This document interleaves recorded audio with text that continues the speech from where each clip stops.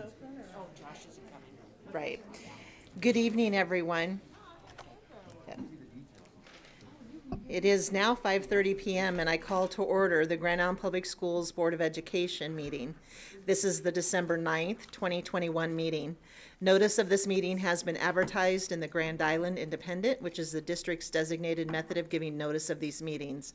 We want those in attendance to know that copies of the Open Meetings Act are available at the entrance to the boardroom. If anyone in attendance is interested in addressing our board, you are welcome to do so. We simply request that you complete the appropriate form and turn it in to us so that you may be recognized during the request to address the board part of our meeting. If you have not already completed the forms, please see the staff person outside the entrance to this room. Public comment is welcome, and we do ask that no signs be brought into the boardroom. Mrs. Simmons, will you please call the roll? Mrs. Hinkle? Present. Mrs. Albers? Present. Mr. Brown? Present. Mrs. Jurgens? Mr. Barsonis? Yes. Mr. Hawley has given prior notice of his absence and absence is excused. Ms. Wolf? Yes. Dr. Brose? Yes. Mr. Helinski? Here. Thank you. And now for the mission statement, and we take turns reading it, and this month it just happens to be mine. So, every student, every day a success. In educating students, we teach hearts as well as minds. Our student commitments. Within the school district of Grand Island, every student has access to high quality, culturally responsive, and engaging learning environments. Every student will develop literacy skills across disciplines. Every student is socially and emotionally equipped to thrive in school and in life. And every student will graduate as a college, career, and community-ready citizen. All right, now we will move on to the consent agenda. And on the consent agenda, we have 4.1, minutes from the previous month. 4.2, acceptance of agendas from the standing committees, including finance and facilities, leading for learning, personnel, policy, public relations and partnership development, governance, and legislative. 4.3 are the claims as submitted. 4.4, staff adjustments as submitted. 5 is the treasurer's report as submitted. And 6 are the policies, including 2215 board membership on first read, 8312 excessive absenteeism on first read. 4.7 is the surplus property listing, and 4.8 is the approval of the agenda as submitted. This is the consent agenda as published. Would anyone like to remove any items or add any items to the consent agenda? Does anyone have any potential conflict of interest on agendas items? If so, please state that check number now. All right, if not, Mr. Barsonis? I make a recommendation to approve the consent agenda as submitted. And is there a second? Second. I think I heard over here who said it. Mr. Helinski. Please vote.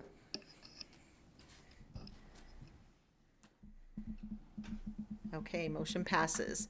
All right, now for some fun times, and it is so exciting to see so many happy faces, and I can tell you're happy, even with mask on. We're going to start with the Nebraska State Fair Art Recognition, and Mrs. Worthington is going to handle that for us. Good evening. Thank you so much for allowing time on your agenda for this recognition. I have some people I'm going to introduce in just a moment, but we have a number of students who participate in the education section of the Nebraska State Fair. We have really increased that number in the last few years, thanks in part to Dr. Brose really encouraging us to do that. And I know they're going to share some numbers with you, but one of them that I added up, as is our practice, tonight we'll recognize students who came in first in their category. That's what we do for board recognition. But as I go through the document that they sent to me, there were actually 82 students who placed or were honorable mentions. So great turnout from Grand Island Public Schools. I would like to introduce a few people to you and have one share some comments. If you'll just stand. We have Judy Harper, who is the State Fair Education Specialist. Jamie Parr, the Deputy Executive Director. Jana Kuklis, the Sales Deputy. And Von Sievers, the Director of Agriculture. And Jamie Parr, would you like to come to the podium?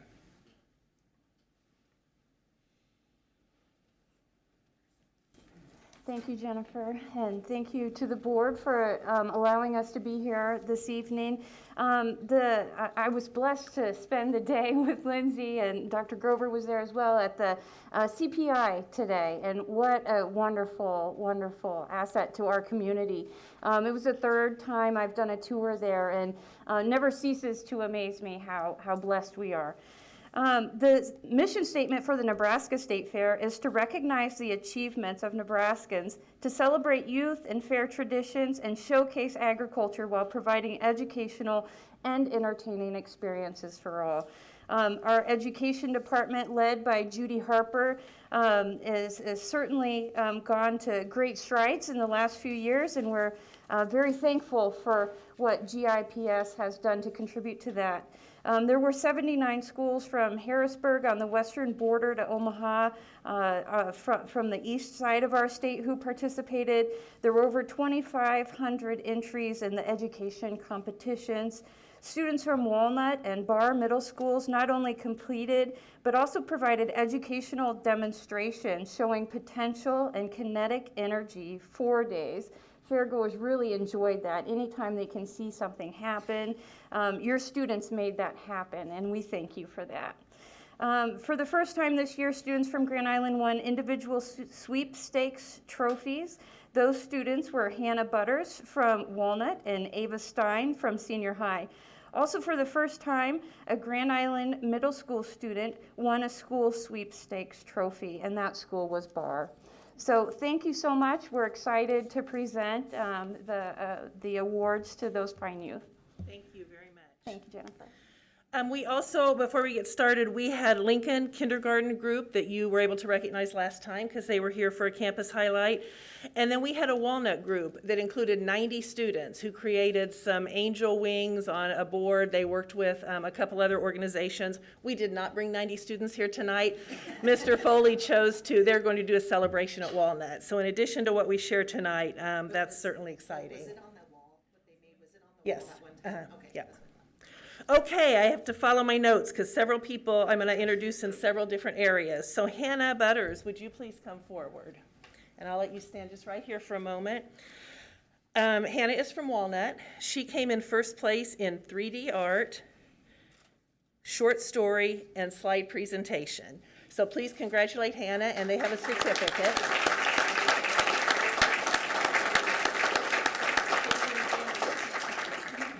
And if you want to stand up there, we'll get a group picture in just a moment. We also, Allie Kirschbaum, would you please come forward?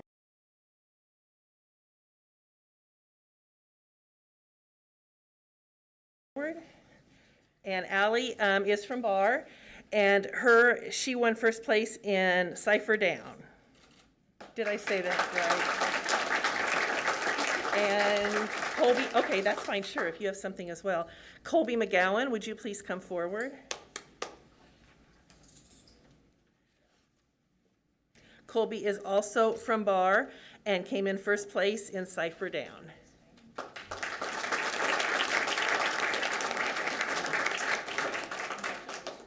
And Amy Stein, Ava Stein, I'm sorry, would you please come forward? This is another one of those I have to follow my notes on. She came in first place on entertainment speaking. She's from Senior High, on monologue and on poetry. So congratulations.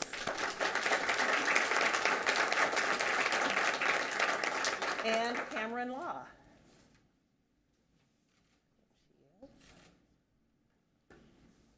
Cameron, thank you for being here.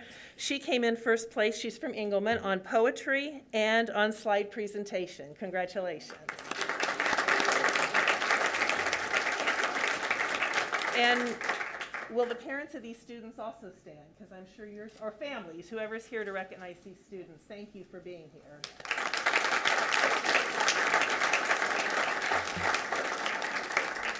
Yeah, Kelly's going to take some photos, and parents, if you want to, we will leave plenty of time for that as well. If the State Fair wants to go up there, yeah, we love it.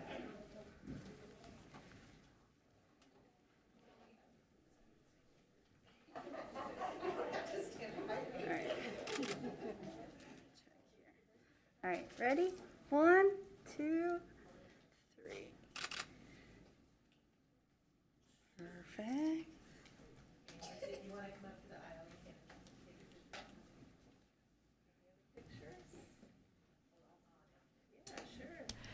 Yeah, any families that want to come up, come on up, take a picture, take 2, take 3.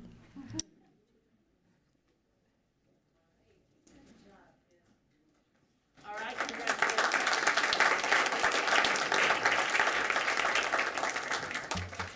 thank you for being here, and if you wish to, you don't have to stay, you're welcome to, but you can walk in and out of the meeting at any time. We're used to that.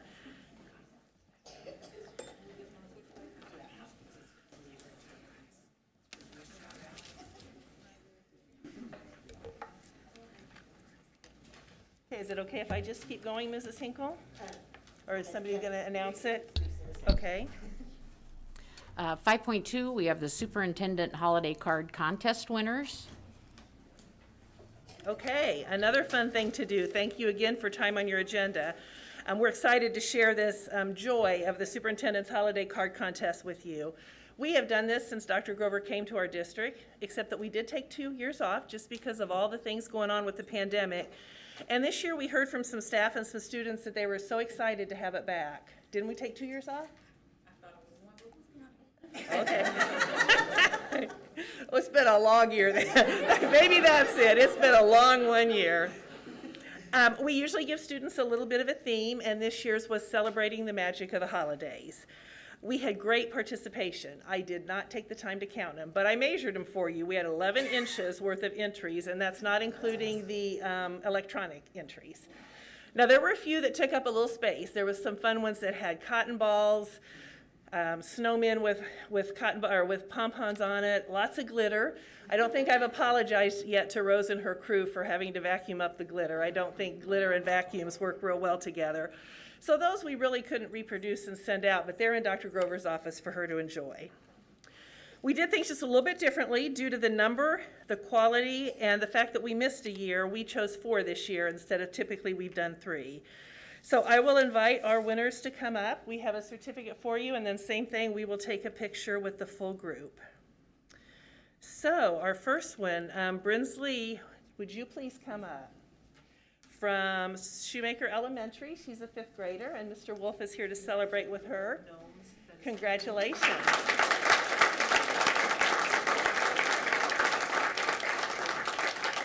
And this is the card that ended up being selected as the first place winner, and it's the one the superintendent will send out this year to different partners in her contacts. So yeah, very exciting. Next, Angela, would you please come up? She is an 8th grader from Walnut, and yeah, we just love the detail in this and the happy faces. Congratulations, Angela.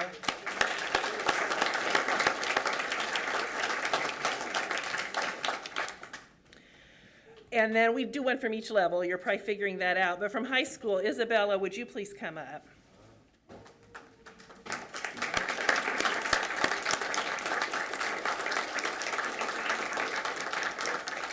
Just such an intricate pencil drawing. You can see the little cat on the floor enjoying the nice fire. And last but not least, Haley, would you please come forward? She's also from Grand Island Senior High. Congratulations.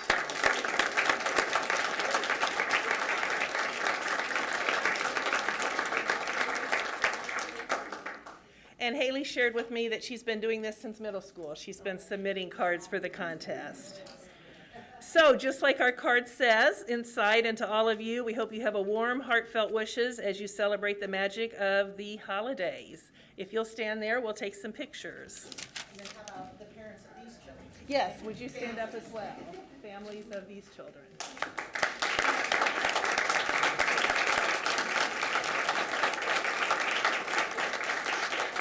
And you can come up closer if you'd like to.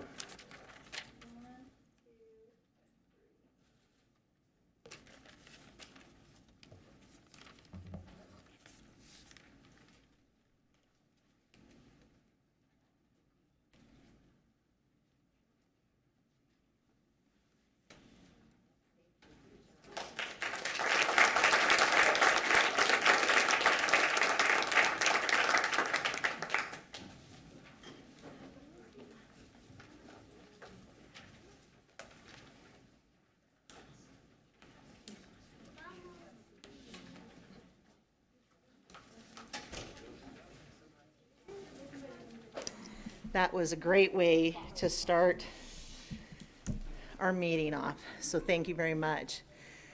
All right, now we will move on to agenda item 6, the pandemic update by Dr. Grover and I'm sure a few others.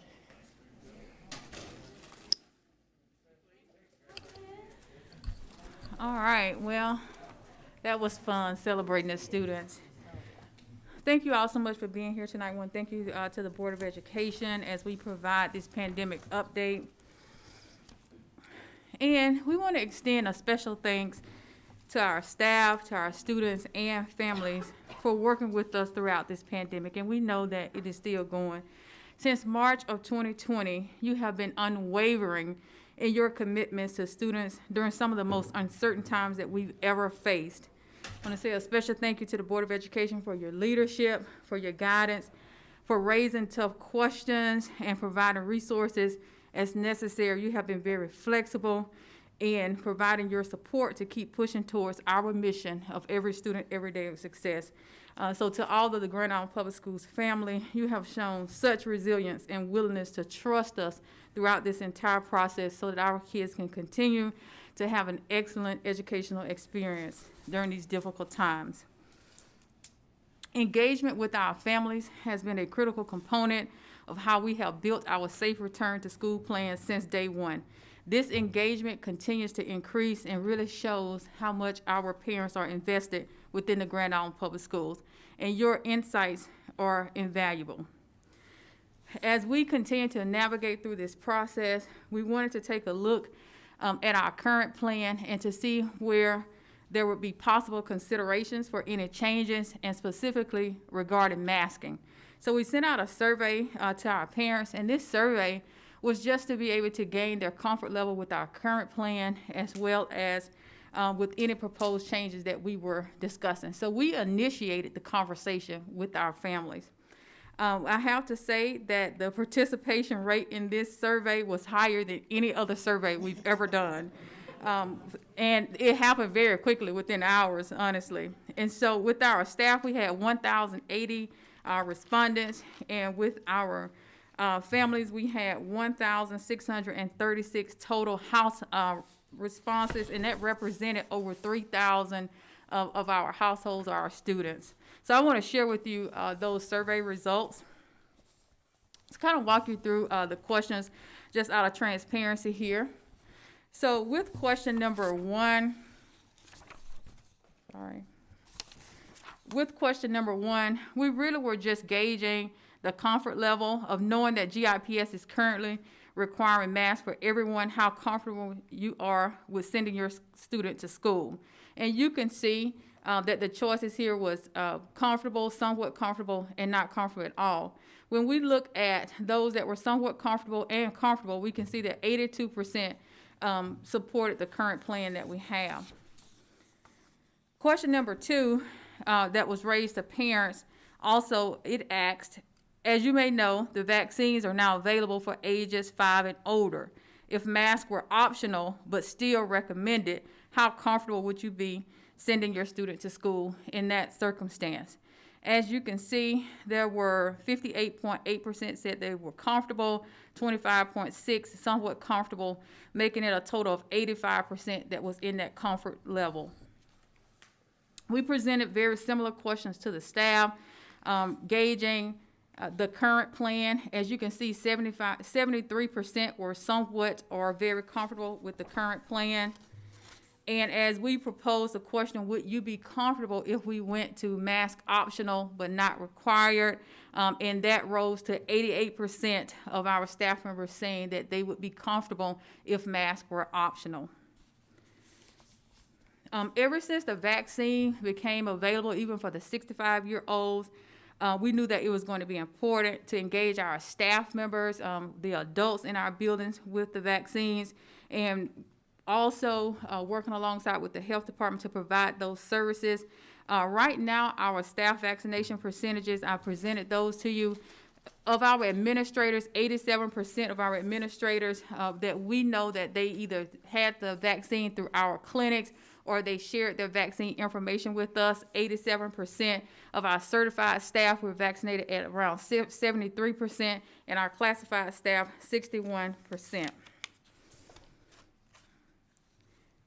Throughout this entire transition through the pandemic, we've maintained some sort of dashboard that kind of shows our COVID cases that we are experiencing within our building. This year, we also added our attendance rates of our staff as well as our students, just so we could kind of track the absenteeism. We're going to continue to provide that information. It is available on the GIPS website. So as we kind of surveyed our parents again and continue to have daily conversations within the pandemic and really looking at the vaccine as a game changer at this particular time, that we are making a decision at this point through the pandemic team to transition to masks being recommended but not required starting January 3rd, 2022 for staff and January 4th when our students return. And the question may be why and why now, or why are we making the decision to move to recommended and not required, as well as why January the 4th. As I mentioned, the vaccines are now available for most of all of our students ages 5 and up. This has certainly changed our conversation. Also, when we reviewed the data from other districts who've been unmasking, we definitely see this as an opportunity where we can make that transition at this time, knowing that the vaccines are available and the parents do have that option available to them. We work closely with the CDHD throughout this entire pandemic, and we will continue to do so.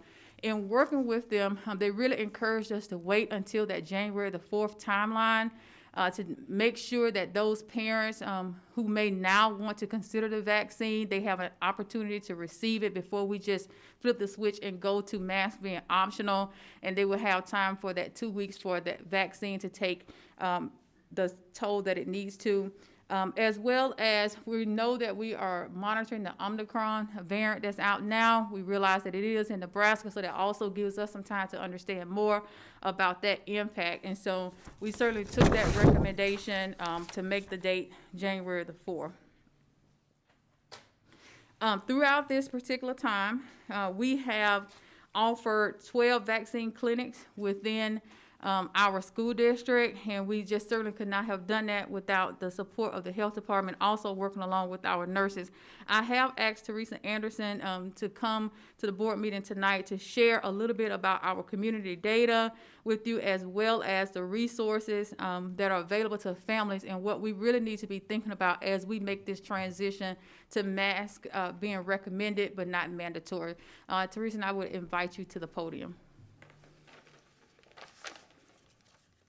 Thank you and good evening. First of all, I want to thank you for your time and attention. I'll try not to take too much of it. This has been an incredibly difficult 2 years for our schools.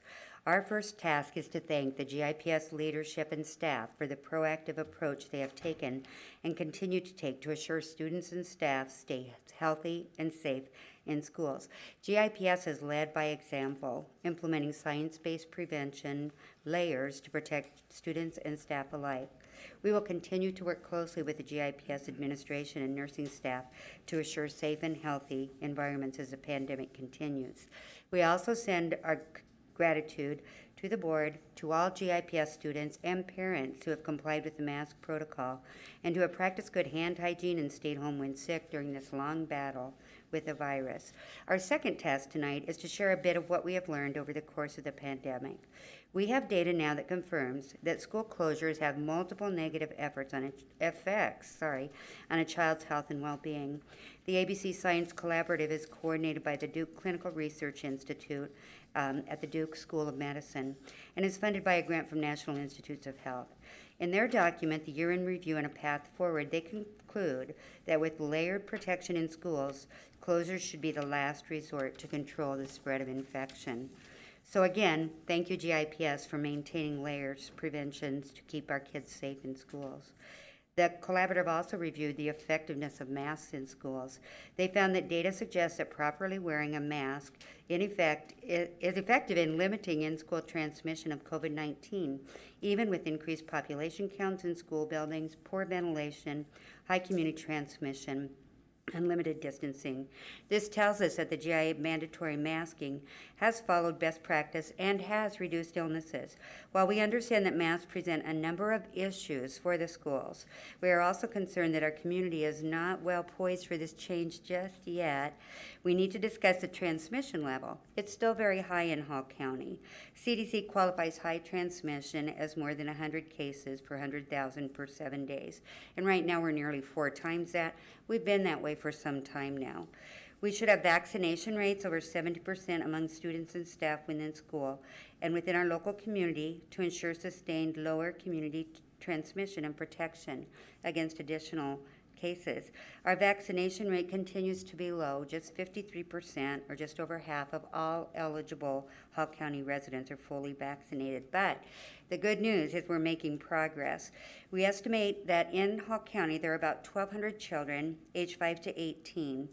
Our state our state immunization records indicate that that 2,770 COVID vaccinations have been given to these children.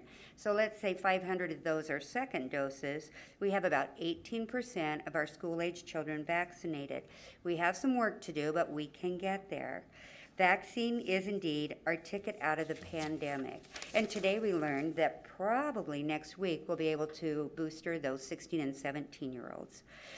CDHD follows CDC guidelines, and so we need to continue to recommend that everyone wear a mask in indoor settings when vaccination rates are low and community transmission is high. And when we reverse that and have high vaccination and low community transmission, we will look more and be able to recommend masking as a recommendation rather than mandatory. But we also know that GIPS considers many, many factors when they're determining next steps in their policy, and we fully support what GIPS is doing. We also, so our focus from the health department and with all of your help as a community is to increase those vaccination rates. We really need to get the message out. This is our ticket out of the pandemic. And we'll continue to work closely with GIPS to schedule clinics whenever and wherever. Our second is to increase capacity for testing and screening, and we've done that with our NOMI service that comes to us at the health department every day, Monday through Friday, 8 to 3, and on Saturdays, 8 to 12:30. This is a way that we can readily test or screen if we need to and find out who's contagious and help them to take the measures that they need to take.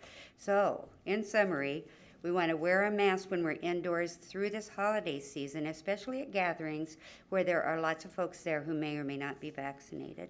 And help us help people get vaccinated. We have vaccine. We have plenty of vaccine.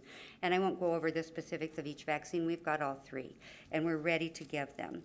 If you develop symptoms, get tested and stay away from others until you know that you're negative. And then lastly, seek credible science-based information from trusted sources and share that information with others.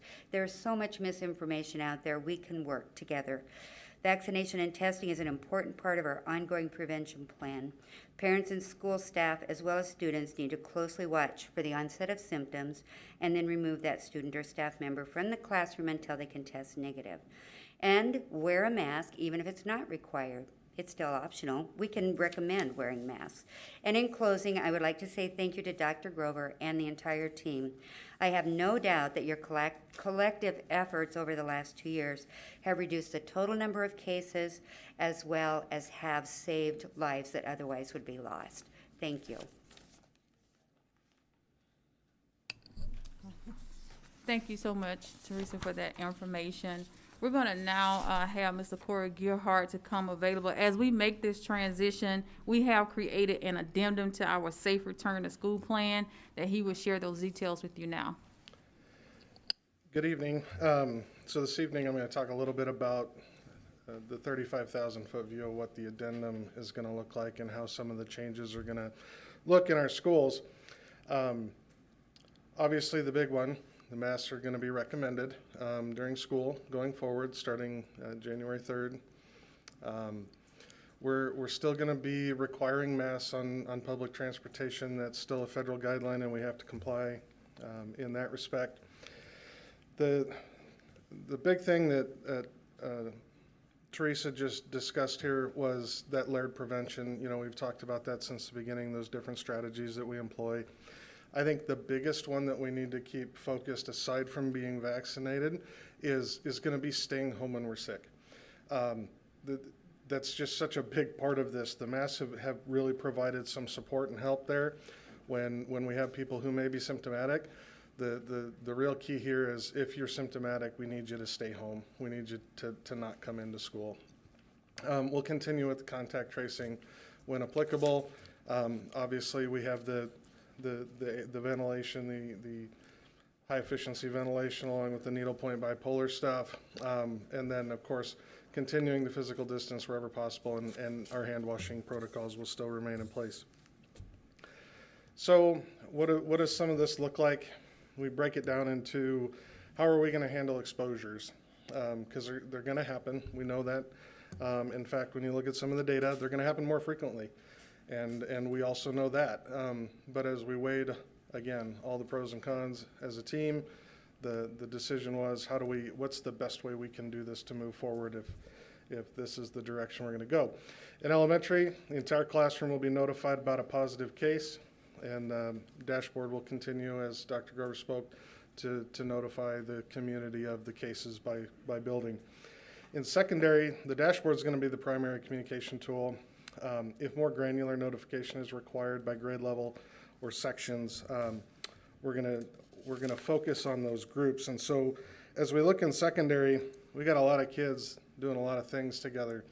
But what we can do is work really closely between our nursing staff and the health department to determine if there are subsets or subgroups of students, whether that's large classes, whether that's athletic team, clubs, sports, other things that we can identify where the pattern might be, and then use that as the avenue of communication and use our technology tools to help deliver that to parents. Part of the change too, we've only had to close a couple of classrooms this fall because of some COVID outbreaks. To address what would happen if we needed to do a closure, if we look at the elementary, we're going to look really hard when we see 3 or more cases in a class. And again, we're going to work very closely with CDHD on what that looks like going forward. We talked with Teresa a week or two ago, and one of the things is, there's a big protocol for if there's exposures, we mask up. Well, by the time there's multiple exposures in a classroom, it's really more than that because the spread's already happening. And so how do we mitigate and work forward with that and work through it? And that's going to be in conjunction with the health department the best way to go. In secondary, 3 or more cases in the cohort. That's what we were talking about earlier, was whether that's a grade level, a section, a group, and those are going to be addressed, whether that's an exclusion for a short duration or if that's a case-by-case basis based on the exposure and the number of students. And then, of course, the big one, what happens if it grows to a proportion where you need to look at maybe closing down a school? And Dr. Dexter would have the exact numbers, so I'm not even going to say it, but it has happened in the past. We have influenza surveillance that we monitor every year, and there gets to points where a certain percentage of the population of students is ill, and then at that point, that we work with the health department to determine if we need to have a short-term shutdown of a school in order to do a deep cleaning to let kids convalesce, get better, come back. So the proactive communication, to give you an idea, district-wide, when we look at illnesses, we're right in that 3 to 3.5% of our students daily can be out due to illness. So when we start seeing that grow about 5% over a period of a couple of days, we're going to make a communication by building to remind folks, please wash your hands, please stay home if you're sick, please wear a mask if you feel like you might have something going on to help protect yourself and those around you. Once we hit 8%, we're getting to a pretty substantial amount of kids. We're going to work pretty close with the health department then at that point to determine if there's something else we need to do for a short-term closure of a school. And then, of course, the disclaimer. So this is a scenario where we may have to revert back, and we're well aware of that. The Safe Return to School plan is still in play. You know, this is an opportunity to make some changes based on calculated risks, based on the information that we know today. It's always changing. It's changed every day since March 20th of, 2 years ago. So we're well aware of that. We just needed to say it so that everybody was on the same page. But we're going to continue to work with our community and work through our health officials just like we have. And we'll monitor and adjust as we go. So that's the high-level overview. Any questions? Oh, thank you so much, Mr. Gearhart. And now we will open it up for questions from the Board of Education. You've heard our plan to move forward, as well as information from Teresa Anderson from the Health Department and the addendum to our Safe Return to School plan. We will open it up for any questions or comments at this time. Mrs. Juergens. Thank you. Yes, I just wanted to kind of confirm some of the conversations that we've had in approaching this topic leading up to this moment, just in clarity around the support we will in fact show to our students and teachers who do want to continue to wear masks, and just that we have a very strict no bullying policy and we're going to support them in their continued decisions.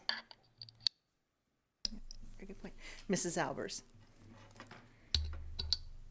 Well, great minds think alike, Lindsay. And I just want to make sure that those students that still want to wear masks and those teachers that still want to wear masks and staff get the support that they need. And if, you know, as the saying goes, hear something. If you see something, say something. So we're going to ask kids to step up and protect their friends, and teachers to make sure that other kids aren't getting bullied, because it's a choice that their family made to have them continue to wear a mask.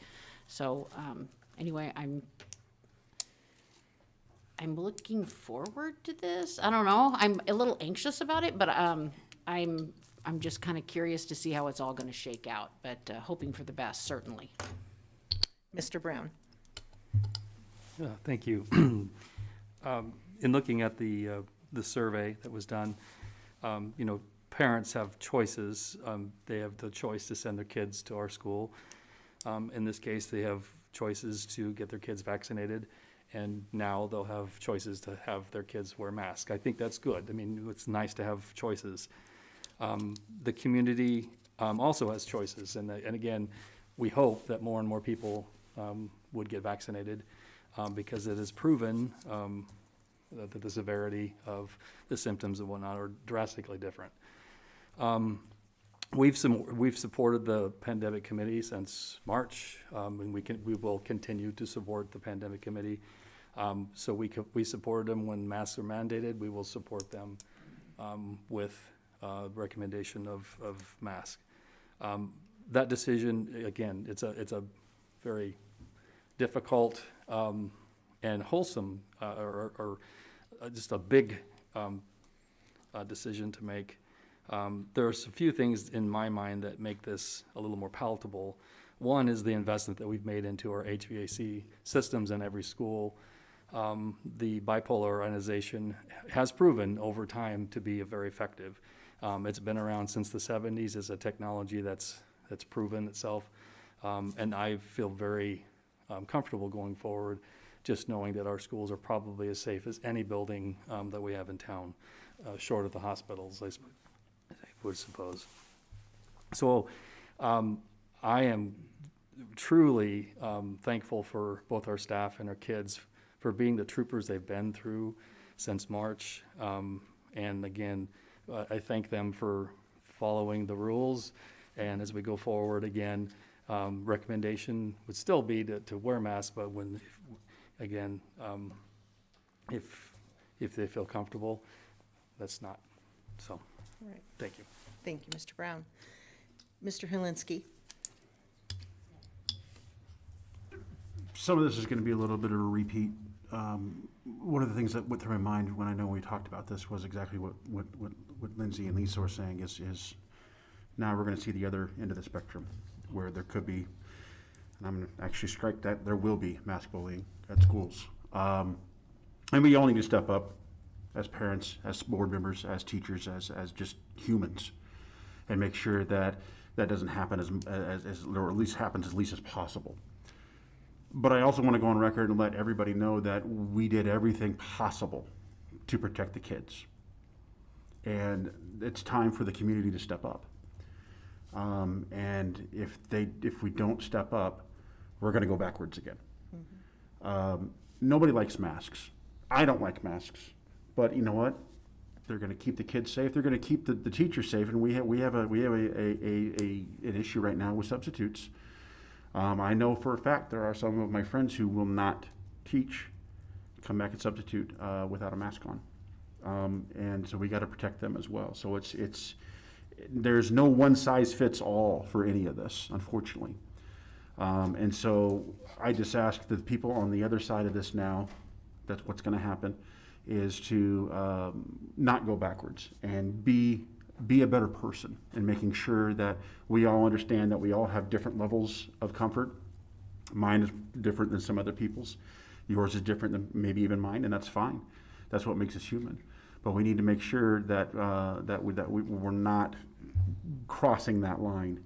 And everybody needs to know that we did everything possible to protect the kids, and there's nothing else at this point that we can do.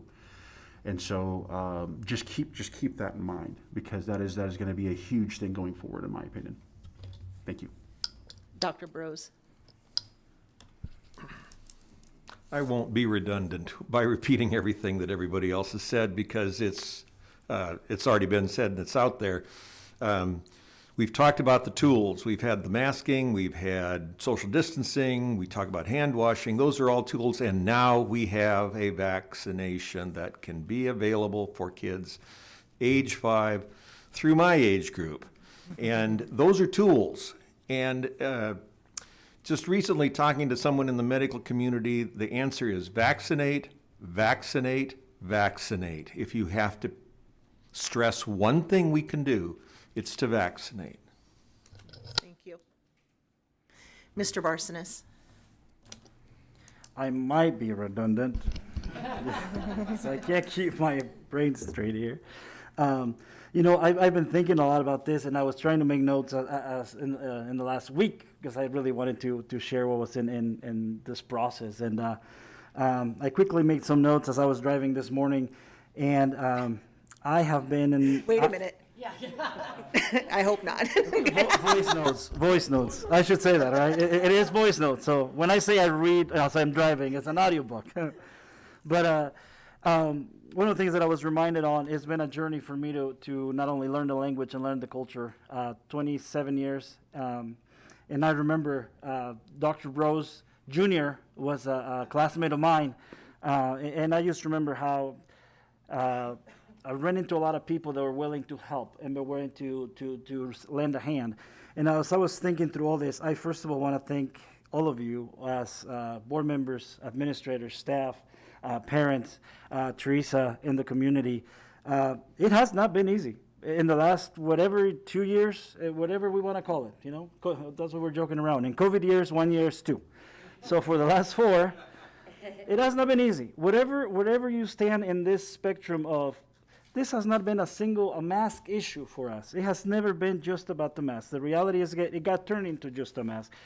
Things got politicized. The health of our communities got politicized. The health of our, and we have to, I think, to acknowledge that. And I will respect where we stand there on whatever beliefs we have. I just never thought we would get to the point in our community where we were asking the more weak, vulnerable in our community to be responsible to take care for those that don't need to be taken care of. Now, I think we all have now more tools, right? That we have learned this. And one thing that I'm really thankful for is that there's a big difference from having a calling and having a career. And I thank all the staff members and administrators, teachers, everyone that is in education that answered their calling, because I'm in leadership, I'm in the community. I answered my calling. That's why I decided to serve, and I thought I'll do it for a year, and here I am, 9 years later, thinking about, keep going. But I answered my calling. I think when we answer our career, it's easy to show up and say, well, this is tough, this is not working, this should be different, I'm going to complain and I'm going to leave. But when you answer your calling, you're not saying you know everything. You're saying, I'm willing to show up and learn, and we're going to adapt. And I think that's one thing that we've done. You know, the reason we vote 9-0 in that board is not because we are told to vote that way. It's because we spent 28 to 30 days in committee meetings, doing our homework, along with administrator, asking tough questions, pushing on the themes. And that's why we know that we can, I've shared this before, we can cry, laugh in executive session and disagree with each other. But at the end of the day, we go back to how does this fit what we believe in? Every day, every student, every day has success. But it has not been easy. This is one of the times that many of us have been thinking, man, we haven't seen this before.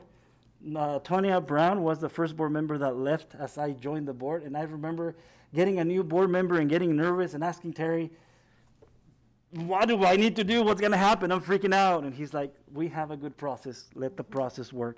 And I've got to say that I'm proud that in Ghana Public Schools, we have a process. And we're glad that the public has come in, that we've gotten the letters, the comments, and we've engaged. I'm glad because that's our role, right? To be there. It hasn't been easy because this is when the last 2 years, there's times that my wife and I decide not to go together in public because for safety of my kids, I don't want to be with them when somebody approaches me. It's one of those things where you watch social media and you see the comments and hear the comments that there's no filter. And we all know that, right? We're adults, we all know that. But I have to take some of those very seriously. And it just pains me that a place that I call home, that we have to deal with that. So as we move forward, again, I am grateful that let's just do all our part. You know, those that believe in one thing or the other, fine, but do your part and whatever we can. And we're glad, I'm happy to engage in these conversations because the reason I want to keep answering Life's Calling is because I've seen our administrators, I've seen our teachers, I've seen our families answer their Life's Calling by showing up. And I'm more than willing to serve and be here. So I urge you to do what you can when you can. And believe me that for those out there that have made it a us against them, boards against masks, against children, against families, you guys are missing the point. We're farther from the truth. We would love to continue to engage in conversation. It doesn't have to mean we have to agree to disagree. Let's put it on the table. Let's have a civil discourse. That's why we all decided to serve, right? We are here as volunteers, and it's been challenging. But I am just grateful for all of you that have answered your calling in education. I think we have a great district. We have great leadership. And again, we don't have all the answers, but we are learning, and we're willing to adapt and own where we have had or flaws or mistakes, and willing to challenge ourselves. So with that, I am sorry that I took a little bit longer, but I feel home when I'm in this boardroom serving all of you and hearing from you and learning from you. So thank you for answering Life's Calling. And please, let us continue to make Grand Island Public School a great home for our kids. And yes, are there things that we need to fix? Probably. Are there things that we need to do better? Definitely. But we need you to show up. We will continue to show up. And I just appreciate the opportunity that you've given me to serve. Thank you, Mr. Barsness. All right. So kind of playing off of what you just said there, you said the leadership and has led us through this. And I would like to recognize Dr. Grover for recognizing early on when this started that you needed to bring together several experts, because a great leader understands what they don't know and goes out to the people who have it. And you reached out to people within the community, within our district, to bring us together so that we could make very thought out decisions based on the best information at the time. As we all know, information kept changing. It's still changing today. We won't know some of the things about the pandemic for years to come. But I really appreciate that, and I appreciate everybody that was on that committee. They'll continue to work. They'll continue to be there, and I appreciate that. And Teresa, I appreciate all the work that you've done for us too. You have one of the toughest jobs, you and all the healthcare workers. We have got to think about them. If you did not hear last week when the doctors from Nebraska Medicine were sharing, you guys, it's gut-wrenching. They need our help. They need us to get vaccinated. Just think of all the death that they have seen needlessly. Sometimes nurses having to be there by themselves with a person when they pass away. Please, let's work together. Let's be better together. Our children are watching us. So they watch us. So when they see us be less than flexible, call people names because they choose to wear a mask, just the hate that comes out sometimes, they see that and then they behave the same way. So let's instead take a step back and talk about how we can work on this together. We don't want to go back to mask, and there's things that we can do today so that it doesn't happen. And if our children see us behaving that way, they're going to behave that way. We know that. Children emulate us, all of us, and we can do this together. You know, I've spent a lot of time down in Omaha lately, and I drive by the Global Center for Health Security at the Nebraska Medicine Center, or UNMC. We are blessed as Nebraskans to have some of the best of the best of the best in our midst to tell us what we need to do. If you need information about vaccines, listen to them. Listen to your doctor.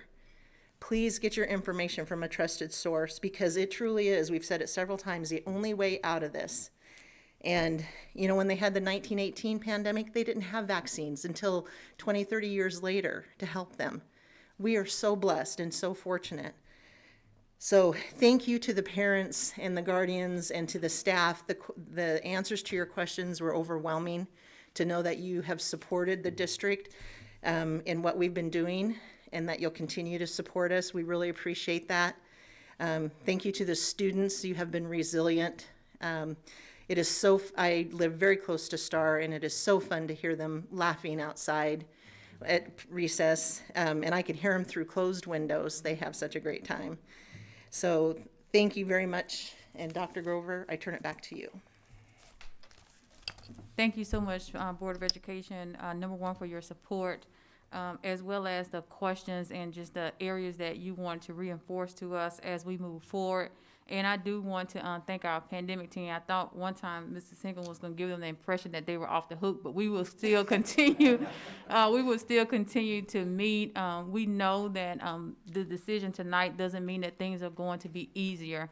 We've heard from Teresa Anderson, and we still have a lot to do as a community in regards to what you heard. We were very intentional in our language of being recommended but not mandatory, because masking, in particular for those unvaccinated, it is still recommended, and we want to make sure that that's out there.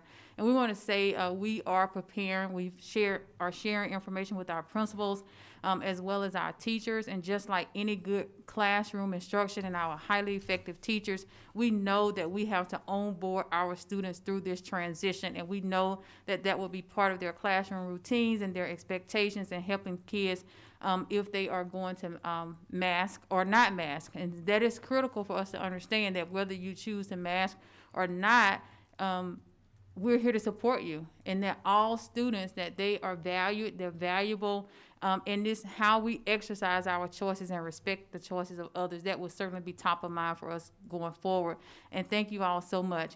And someone said that we're taking a very holistic approach to this, because we care about our students' safety. We also care about their academic and their social, emotional well-being. And by making this transition, we want to allow our students the opportunity to understand what these choices mean and how they can continue to be in an environment that does support their mental health, their social well-being, so that they can continue to thrive. And again, thank you all so much for your support. We will have more information coming forward as we move into activating the addendum that you heard tonight. Thank you. All right, we'll move on to campus highlights now. The first one is impact of the Wildcat Way at Ingleman Elementary. Dr. Kohler and Ms. Jensen.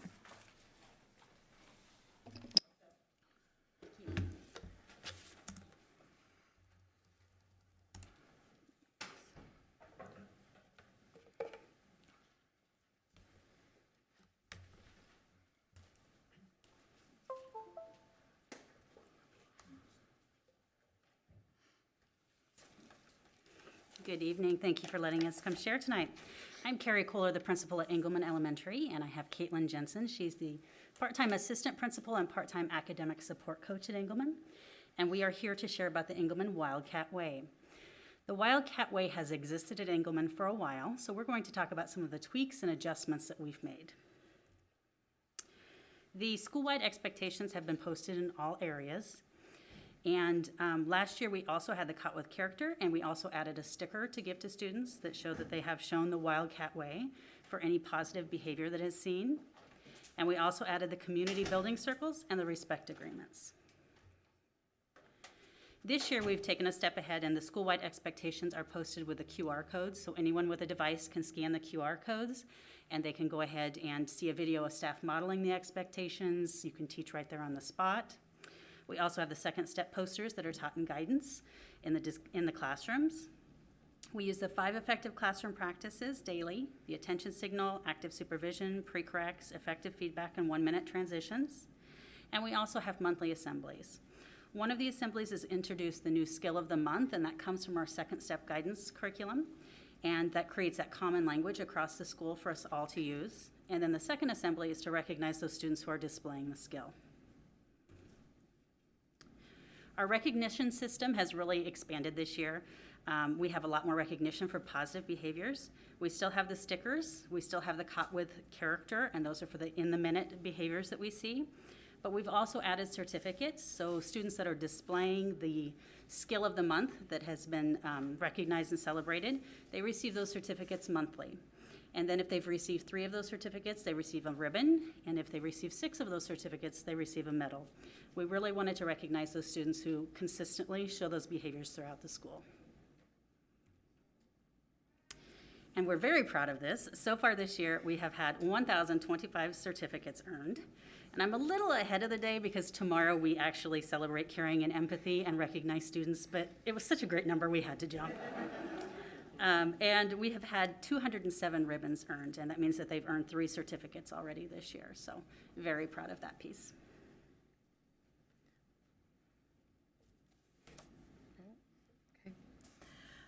This is a video that is going to highlight some members of our SECL team, and they are going to talk about the positive shift in supports for our Wildcats.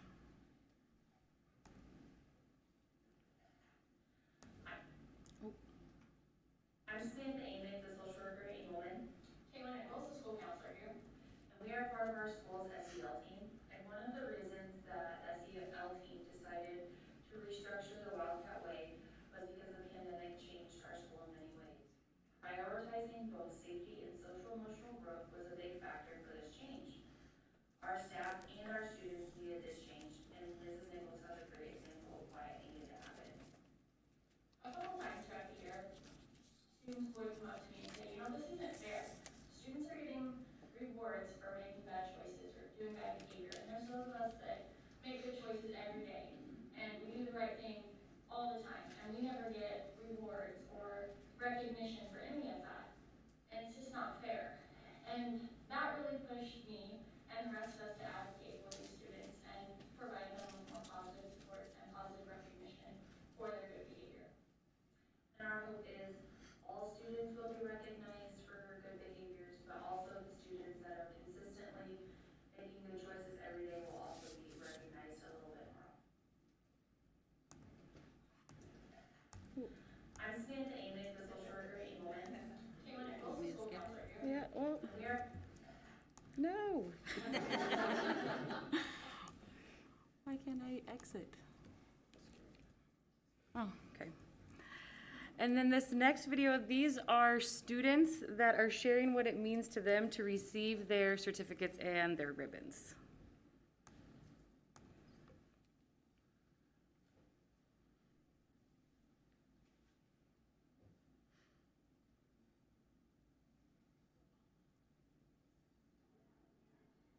Okay, so this morning you received a certificate. What was your certificate for? Trustworthiness. And how did you earn that? Because I always listen to the teacher and I'm always trustworthy to do things in class. Okay. And how did it feel then this morning you got a ribbon because you earned 3 certificates? How did that feel to earn the ribbon? It felt really good because I know I proved myself enough to get every certificate.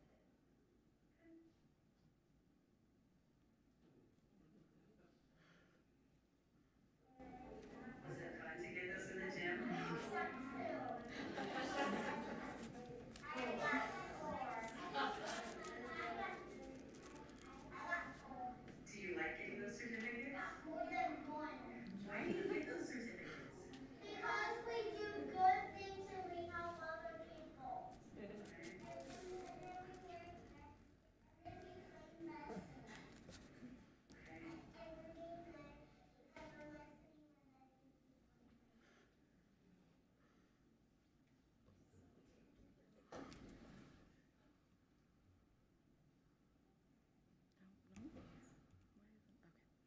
And then this year we have also included positive supports for staff.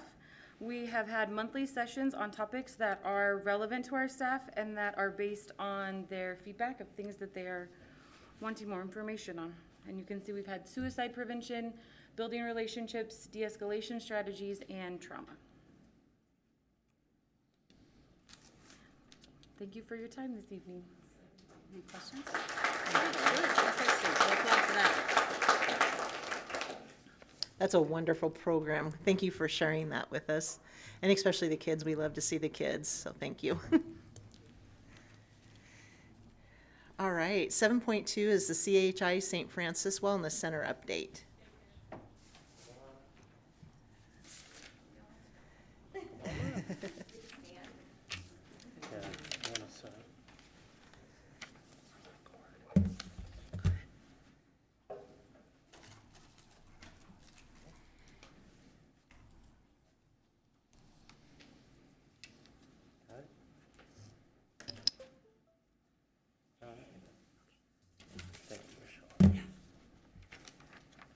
All right, good evening. It is an honor to be here this evening to share a highlight from Grand Island Senior High and introduce the Student Wellness Center staff. Very excited to talk about the Wellness Center. Just a reminder, it's a 22-year partnership with St. Francis Medical, and we couldn't be more grateful for that ongoing partnership with CHI. There's no doubt that during the pandemic and the current upswing with mental health, student mental health needs, these folks that I'm about to introduce have drastically helped improve the mental well-being, the mental state, and in some cases have saved students' lives, and I hope they share that with you today. Tonight, rather. We are so excited also to have this team briefly share some celebrations and some concerns that they have moving forward in the future.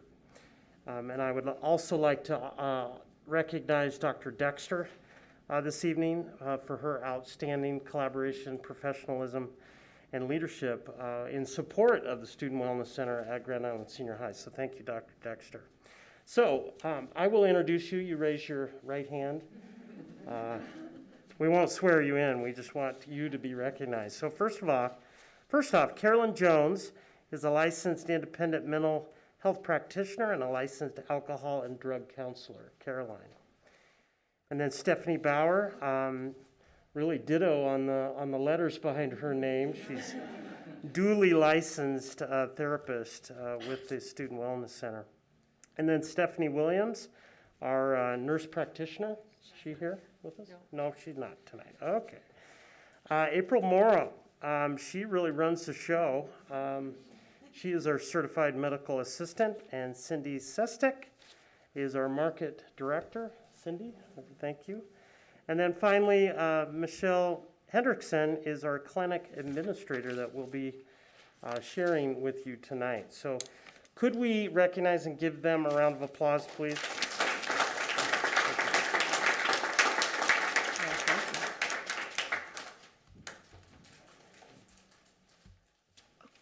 All right. Well, thank you for that introduction, and thank you for having us here tonight. I just want to start by saying I believe I speak for all of my team when I say what an honor and a privilege it really is to be able to do what we do every day with the students of Grand Island Public Schools.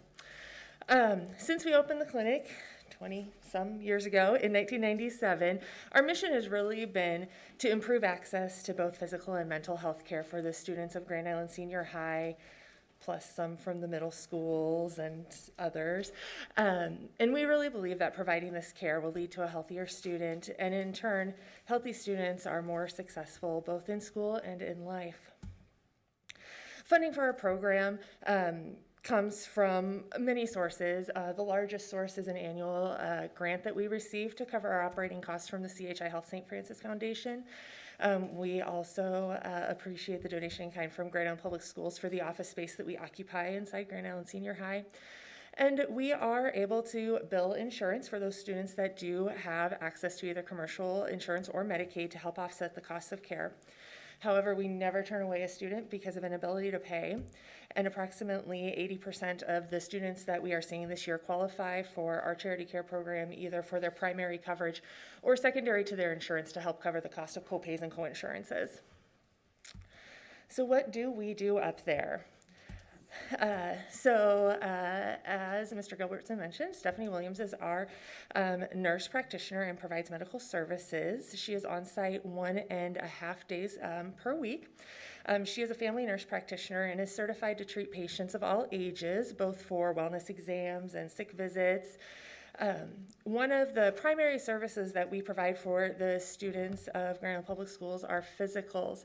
We are typically one of the first calls made by the Welcome Center when a new family comes to town, so we can get those students scheduled for the high school, middle school students scheduled for new student physicals and go through their immunization review.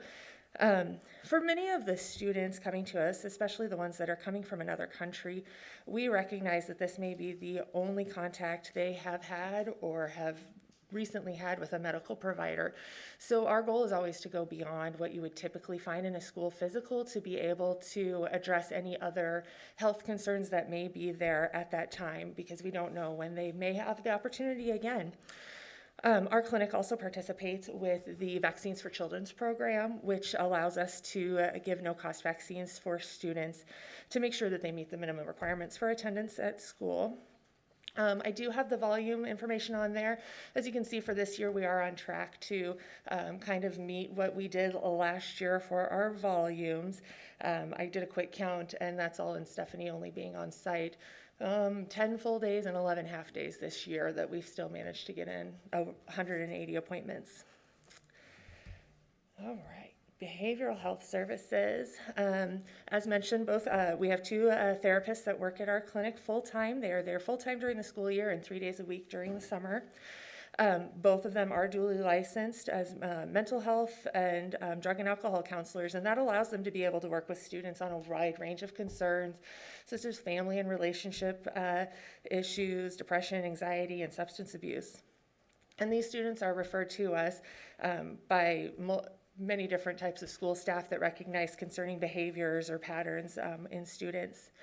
Unfortunately, as is a concern for behavioral health care nationwide, we just do not have the capacity to meet the need within the school system.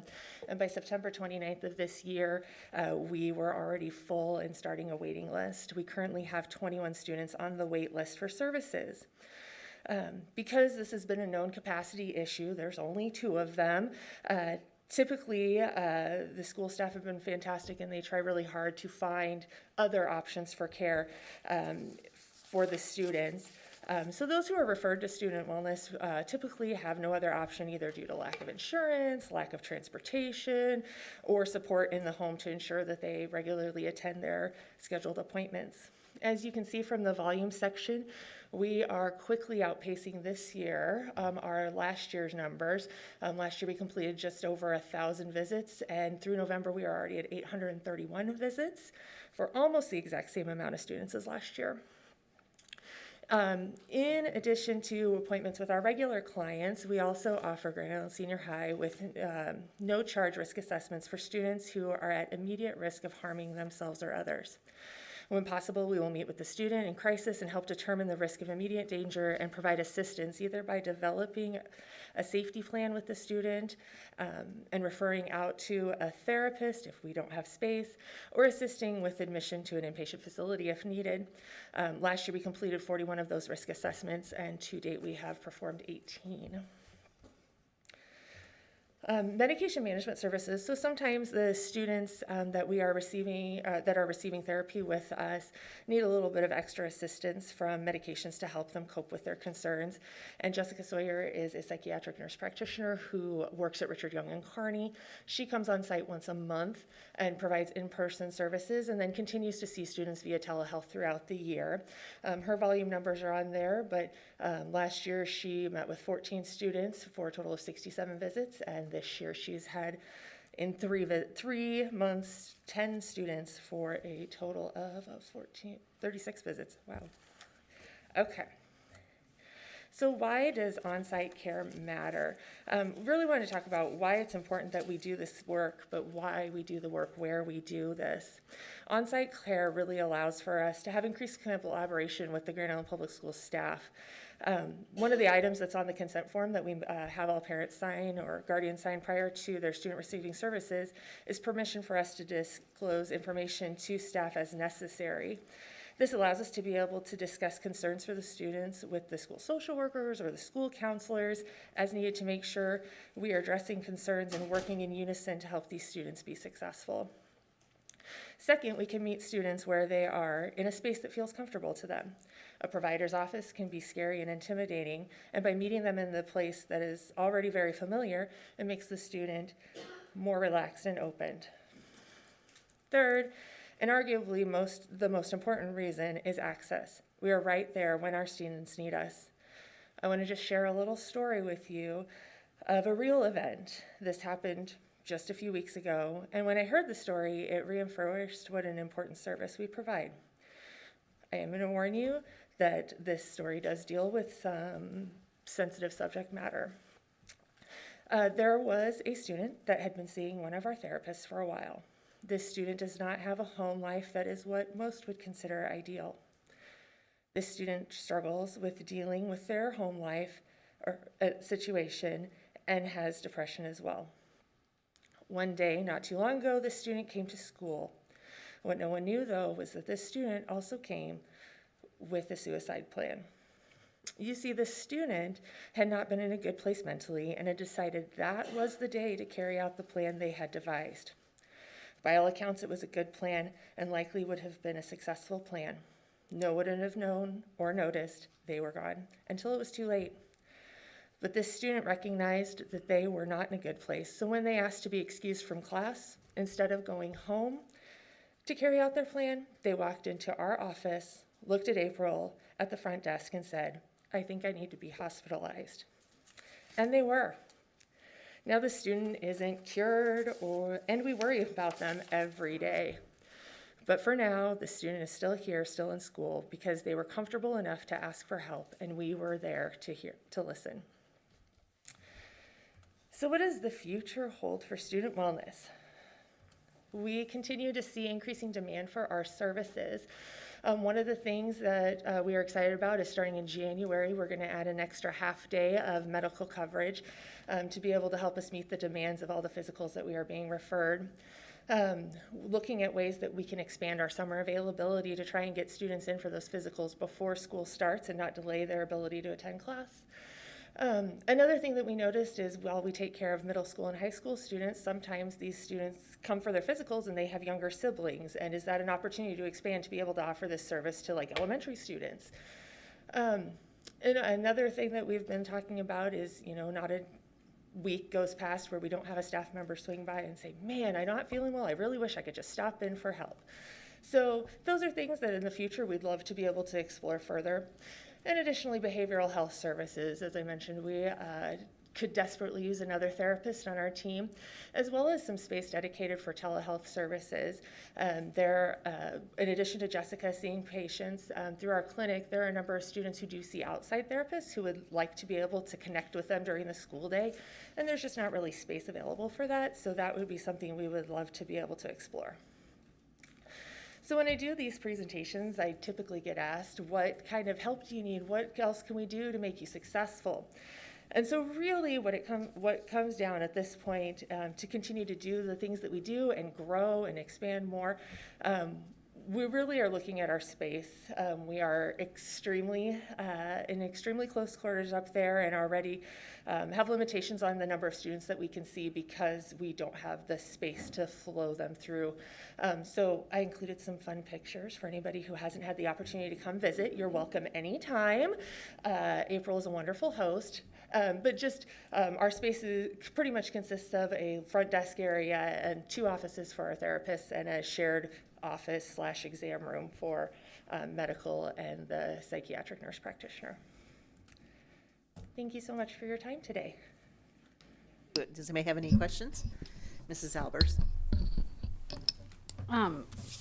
So you said Stephanie comes 1.5 1.5, what did you say? Yeah, 1.5 times a week. A week. Yep, she's And- up there all day on Mondays and Thursday mornings. And she's going to add another half day or another Yes. APRN is going to add? Nope, she's gonna add another half day. Okay. Probably Wednesdays. And where is she coming from? Is she in Grand Island? So she works at the CHI Health St. Francis Family Medicine Clinic for the rest of her time. So she's there as a primary care provider and then does this part as part of her. And how does she get paid? Does she get paid through the district? Do you know that, Mr. Gilbertson? No, we pay her. You She's pay on her. our salary. She's on your salary, okay. So, is it money, is it budget that keeps her from coming more? Do you need her more? So we used to have a full-time nurse practitioner up there, and varying degrees of busyness. Sometimes she wasn't really that busy. And so when she left to take a job closer to home, we kind of looked at it and we're like, well, maybe we don't need to have somebody up there every day. What we have found and what I have found is cutting her down to only 1.5 days a week. She actually sees more patients than the other nurse practitioner did. So we've been doing this for 2 years, maybe with her 1.5 days. So it's just, we've seen a huge increase in the number of students that we're seeing for those new to school physicals. So. Awesome. And then, so Jessica Sawyer, she's the psych nurse from Kearney. Yeah. And she comes once a month and She then comes does once telehealth? Yes. So how do the kids, how receptive are they to the telehealth? Do they have pretty good experience with it? Yeah, I mean, I think it's nice because they do that in our office. So they can just come into our office. We dial her up on the computer. That's how old I am. Dial her up and get them ready. So they can still see her. We call them down from class just like that she was in our office. And kids are really receptive to the technology stuff. So they like that. And so she really does like med checks and just kind of checks in with them to see if they need any additional services or need to have their meds. Yep, she evaluates them for some to start on medication and then monitors to make sure that it works for them. Yeah. And then tell me about the summer availability. What's your thought on that? What would that look like? So our therapists are already available during the summer, and so we're already open and up there.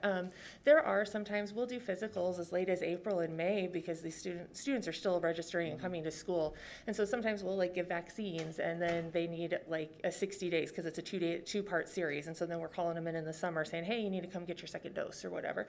And so having that up there and available, we've actually even talked about, do we do something where it's under the Student Wellness Center umbrella, but do it at our family medicine clinic because it's open every day anyway. So that way it's another spot. Kids could go there. That would potentially open us up to be able to see a few other, family members too. So yeah, just lots of things that we've been talking about of how we have the person, she loves it working up there. Why don't we use her? No, and I love that you're continually trying to solve the problem, how to see more kids and what to do, and you're in the thick of it, so you know what the problems are. All right, thank you so much for your time. What you do is just so vitally important, and we just appreciate you guys. Thank you. And my friend Carolyn over there, appreciate her. My workout buddy. So anyway, thank you. Mr. Barsonis. So I've known April for a long time, apparently, because, I got taken care of there back when I was in school. So, no, but thank you for what you do. And, I think this, again, speaks to how important it is. We've had the conversations. We know the lives of our students. You've shared the lives of our students. Over the years, we've had kids in our house couch surf because that's, so when we're talking about taking care of our students and the many needs, I mean, you are doing such a fantastic job of just being there and answering the call. And that's why we need to continue to show up and look for those partnerships in the community because mental health, it is a big issue, and again, if it is for our kids, it is also for us as adults. So how do we need to continue to take care of each other. So thank you for the stuff, the work that you're doing. Absolutely. Thank you. Ms. Wolf. Okay, I also am old like you because the Wellness Center started my first year of high school, and I cannot picture my high school experience without it. So thank you for the work that you guys do. That's cool. Yeah. Mr. Helinski. I am not old like either one of you, so I'm just kidding.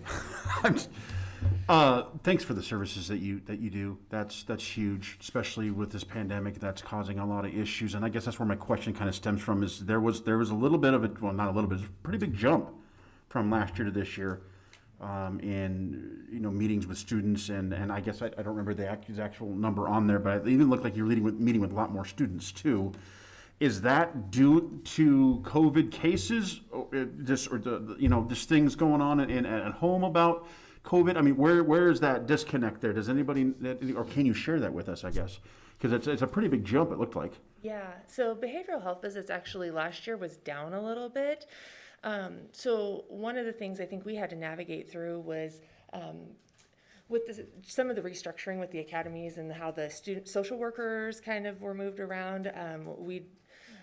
We just struggled a little bit on making sure that we were getting the students. I think this year we're doing a better job, and we're actually closer to what our numbers were for the 2018-2019 school year, no pandemic school year. And so I think we're kind of just recovering from where we were. I mean, last year we still saw a lot of students, but yeah, so, but last year was manageable. There was kind of a lag too in students being identified that really dropped off during COVID. Mm-hmm. It took that much time to get back into a schedule and get the referral. I think we talked about how going into the pandemic, we kind of felt like students who typically struggled, we thought would probably struggle more with the family issues. And we did see that, but we also saw a surprising amount of students that had not struggled at all, that just went completely downhill. And that's what I liked that you addressed in regard to the fact that keeping schools open is so vitally important. How did you guys deal with the pandemic then? I mean, were you Zooming with students or? Yeah. So we gave them, the therapists, some temporary housing up at our family medicine clinic, and we did. We outreached to our panel of students and tried to get them on Zoom as much as possible. Some of them even came into our clinic to see them in person, just so that way we could keep that relationship. And even through last year, I mean, we still had students that we did Zoom with. We do Zoom with some students still, depending on where they're at and what they're doing, because as we've grown, students aren't all necessarily inside Grand Island Senior High, so trying to keep track of everybody. And so that technology has been very, very helpful. And so it is a great tool to speak to the summer visits. It's a great tool to be able to interact and keep that going. All right. Well, thank you, ladies. Your job is really needed, and it's very difficult, but I'm sure it's also very rewarding at the same time. So thank you. Absolutely. Thank you. Dr. Rose has one question. A question. I don't know if you have one or more. I don't have a question. I too want to thank you. I had 2 kids go through Grand Island Senior High, and they used your services occasionally as well. A little history, and I don't know if Mrs. Worthington was on the board when this was introduced to the community.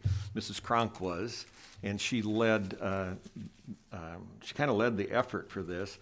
We became a model for other schools in the state. We were one of the first clinics to open in Nebraska, but it was a lightning rod for the public. It was a time when school clinics were getting a bad rap nationally, and there was a lot of misinformation passed around about school clinics, a lot of fears, a lot of things being said about the kinds of services you would be providing up there that you never did provide.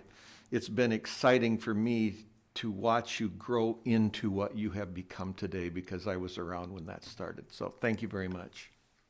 Thank you. Yes, thank you. Appreciate you coming here tonight too. We know you had to sit here for a while before you got to your chance to talk, so thank you so much. All right, we will move on. Requests to address the board. Each person addressing the board will be allowed 3 minutes, because we do have 3 speakers. The Board of Education has let's see, I'll skip that part. We allocate up to 30 minutes. When you come up to, please face us as the board, not the audience when you speak. We want to hear what is being said, so we ask the audience to refrain from making comments or sounds that make it hard to hear the speaker. No signs are allowed in the boardroom. We will not engage in dialogue with the patrons presenting to the board. The purpose of the request to address the board is for us to listen, and the board president and superintendent will identify if there is any follow-up information requested. At regular business meetings, any school district-related matter can be presented to the board, but only agenda items will be acted upon during a given meeting. At special meetings, comments will be limited to the subject of action items on the meeting's agenda. Speakers will not be permitted to make defamatory comments or abusive or vulgar language. Expressions of personal complaints about staff or students are discouraged at public meetings. Concerns about individuals should be brought to the attention of the appropriate administrative authority. Specific building or program concerns should be brought to the attention of the building principal or program supervisor. And also there's a little thing up there, and so at 2 minutes it turns to yellow. Am I getting that right? Yes, and then it'll start flashing. And then it'll start flashing at 1, and then it'll buzz when it's done. Excuse me, so sorry, excuse me. Our first request is from Kylie Hardy, 4126 Fleetwood Road, Grand Island, Nebraska.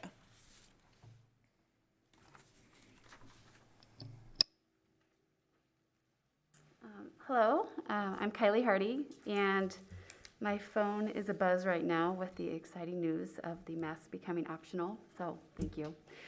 I'm speaking this evening to express my reasons about becoming mask optional, and we're there. So I just kind of wanted to skip some of this, but the past few months I have reached out to the board members by email. I hope you had time to read that. I am an employee of GIPS. I'm a substitute teacher. I'm also the parent of 2 children that have been masked for over a year and a half at a GIPS elementary school. My youngest child is hearing impaired. He wears a hearing aid, and he struggles hearing his teachers and his peers as he's masked. The last time he received face-to-face speech therapy, he was in 1st grade. He is now in 3rd grade, and most of his speech therapy sessions were given with him and the ST both wearing a mask. We have noticed his tone has lowered, he speaks softer, and I think it's going to take years to correct this. So I'm going to continue to advocate for the hearing impaired. As far as being a substitute teacher, this is my 5th year. I had subbed over 90 days last year. I did everything I could to keep our doors open. It was very challenging. But I choose not to be a mask enforcer. When you announced in August that they were going to come back in wearing masks, I opted out of subbing, and I declined all sub jobs. I will not I will not be the person that tells the kids they have to wear them properly. It was too much. So the last time I've been in the building was last May. And hopefully I come back in January. But last Thursday, my kids and we were just kind of done, so I did pull them out of the district. We are homeschooling, and we will not come back until the masks are completely off, which might be January 4th, and I know they will be very excited. I am aware of 7 other subs that are not walking into the building right now, which is heartbreaking. I really do miss being at senior high, and I'm missing the students and the teachers, and I'm just excited for the kids to hopefully enjoy some of the freedoms that the other school districts in our community have already been doing. So thank you for unmasking our children here soon.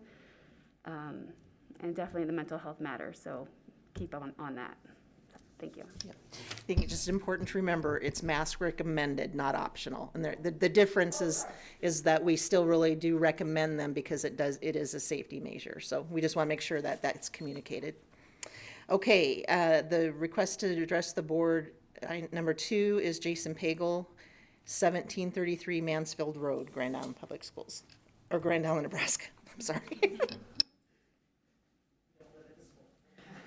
I hope not. Sometimes my kids do. Yeah, I was here to address the board also in changing the mask requirement, so I'm happy to, you kind of stole the thunder of what I was going to talk about as far as going to recommendation. With all of that going on, I just wanted to know some possibly positive news in getting out of this whole thing. According to Brownstone Institute, there are over 140 studies showing that naturally acquired immunity to COVID, meaning you've had it and recovered, is minimally as strong, if not stronger, than vaccinated immunity. So that's a positive, especially for kids who haven't been able to be vaccinated. And then early indication on Omicron, indicates that it is possibly more transmissible than Delta, but also not as lethal. So that's another way that maybe, you know, everybody gets it, gets over it, gets immune, and we can be done. Since you addressed my issue earlier, that's all I got. Thank you. All right, the next speaker is Michelle Shiel, I believe, 1316 Carroll Street in Grand Island. Oh, okay, all right, thank you. All right, well, thank you very much. We will move forward then. I think we can move forward to action item number 11, the information items. The first one is GISH esports proposal. Mr. Martin and Mr. Gerhart. Or maybe just Mr. Gerhart.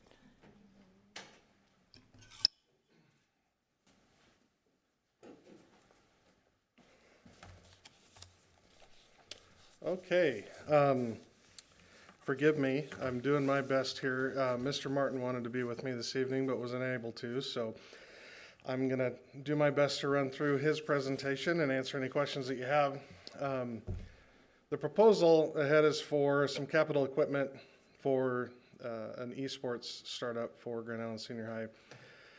And we'll get into some of the details here in just a minute, but the first thing I'd like to do, there's a couple of videos in here, so I'm gonna go through pretty fast so we can get those in. They're not very long, but I think they're pretty important. I think they kind of showcase what it's about. So, number one, is it really a sport?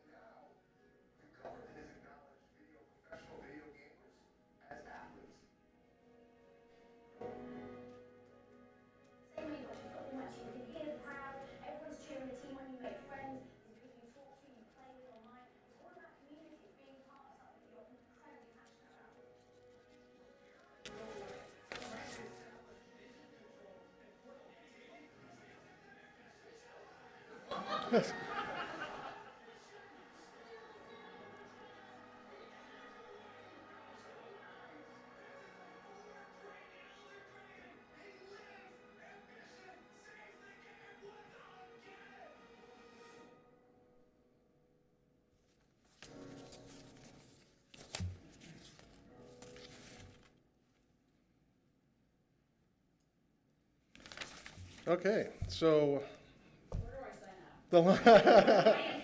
those arenas kind of blew my mind when I first saw that. So, you know, we look at what sports are, right? They're physical, athleticism, dexterity, and skill. Check. Esports has it. Structure. Absolutely. Teamwork. 110%. You're not going to be successful in competitive esports without teamwork, collaboration, communication, everything we talk about. Competition between teams, of course, and scorekeeping and entertainment for spectators. So it's got it all. 97% of teen boys, 83% of teen girls play video games in some way. Many are involved in school and sports clubs, but many are not. Esports is an extracurricular activity to reach students who are otherwise disengaged from the school community. Viewership of traditional sports is waning. When we look at what's happening with esports, though, it's off the charts, continuing to climb. So There's semi-professional, professional circuits they mentioned in there. They're given scholarships. We'll talk a little bit more about that. This is an older graphic, I believe. Back in 2018, they looked at it by how many people watch the NFL, how many people, esports is the second most watch of Major League professional sports.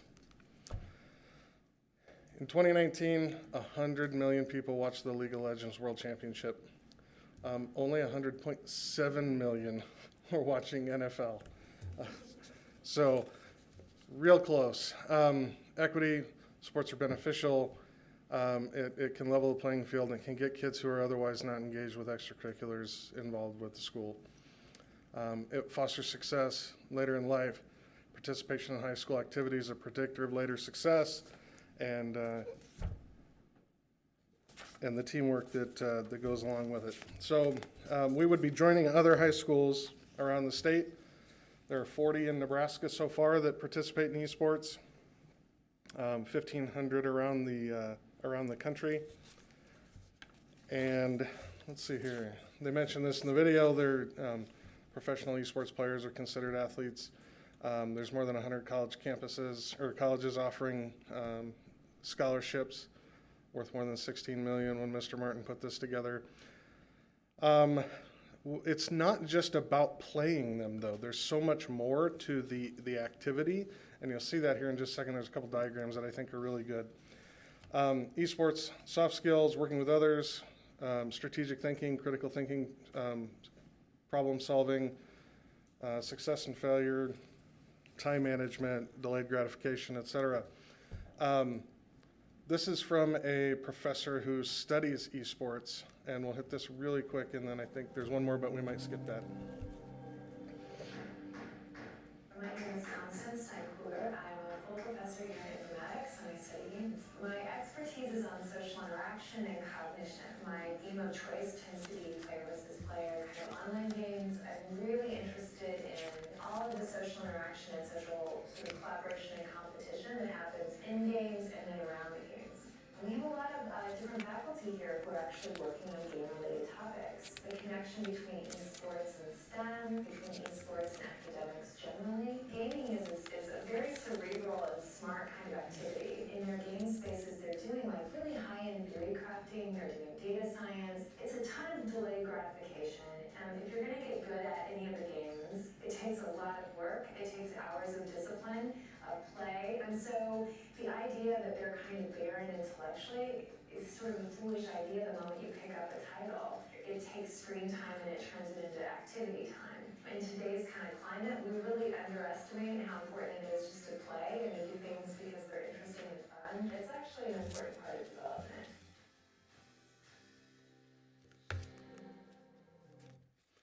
Okay, covered that. When you get into the coaching, it's comprehensive. I mean, they work on diet, exercise, dexterity, all of that.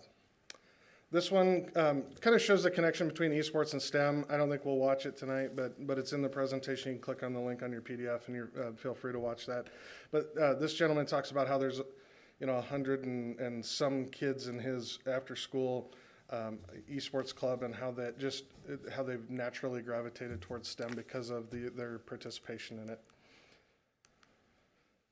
The college and career ready. So when you look at scholarships, esports players seeking collegiate esports scholarships, half of them are going into STEM, and then you can see all the rest of the degrees. This was the one I wanted to show. This shows what surrounds the players. Like, the players are just part of it, although a big part, obviously. But you also have all these other career fields and opportunities, and this is stuff that can happen through this activity. We can have people that are doing the casting, who are doing the streaming, the commentating, the planning, those types of things. And I think eventually, it'll be interesting to see what Mr. Martin can do with it, and I'm sure he has some great ideas. So we'll invite him back next month, and he can sure expand on it. And then there's the resources. So this is here tonight for information. We will bring him back next month, and we'll talk a little bit more about it, answer any questions for action. The funding for it, Well, we didn't have any. But, so there was an additional federal grant that came out that is, that's designed to help with technology and access in COVID. It's the Emergency Connectivity Fund through the USAC E-rate program. We might be able to take an opportunity to utilize those funds, in which case that would free up some potential ESSER 3 funds to use for extended learning opportunities, which include this. And so I've worked really closely with Dr. Dexter and Dr. Schneider on that part of it. We also worked with Dr. DeFrank. He's got a perfect place to put this. And so we have the facility. There'll be minimal impact to what needs to change in the facility to get it set up. So it really is the capital investment. So, any questions, Dr.? Sorry. Dr. Brose, no, that's fine, you're fine. Did you not have a question? Okay, Mr. Barsitis.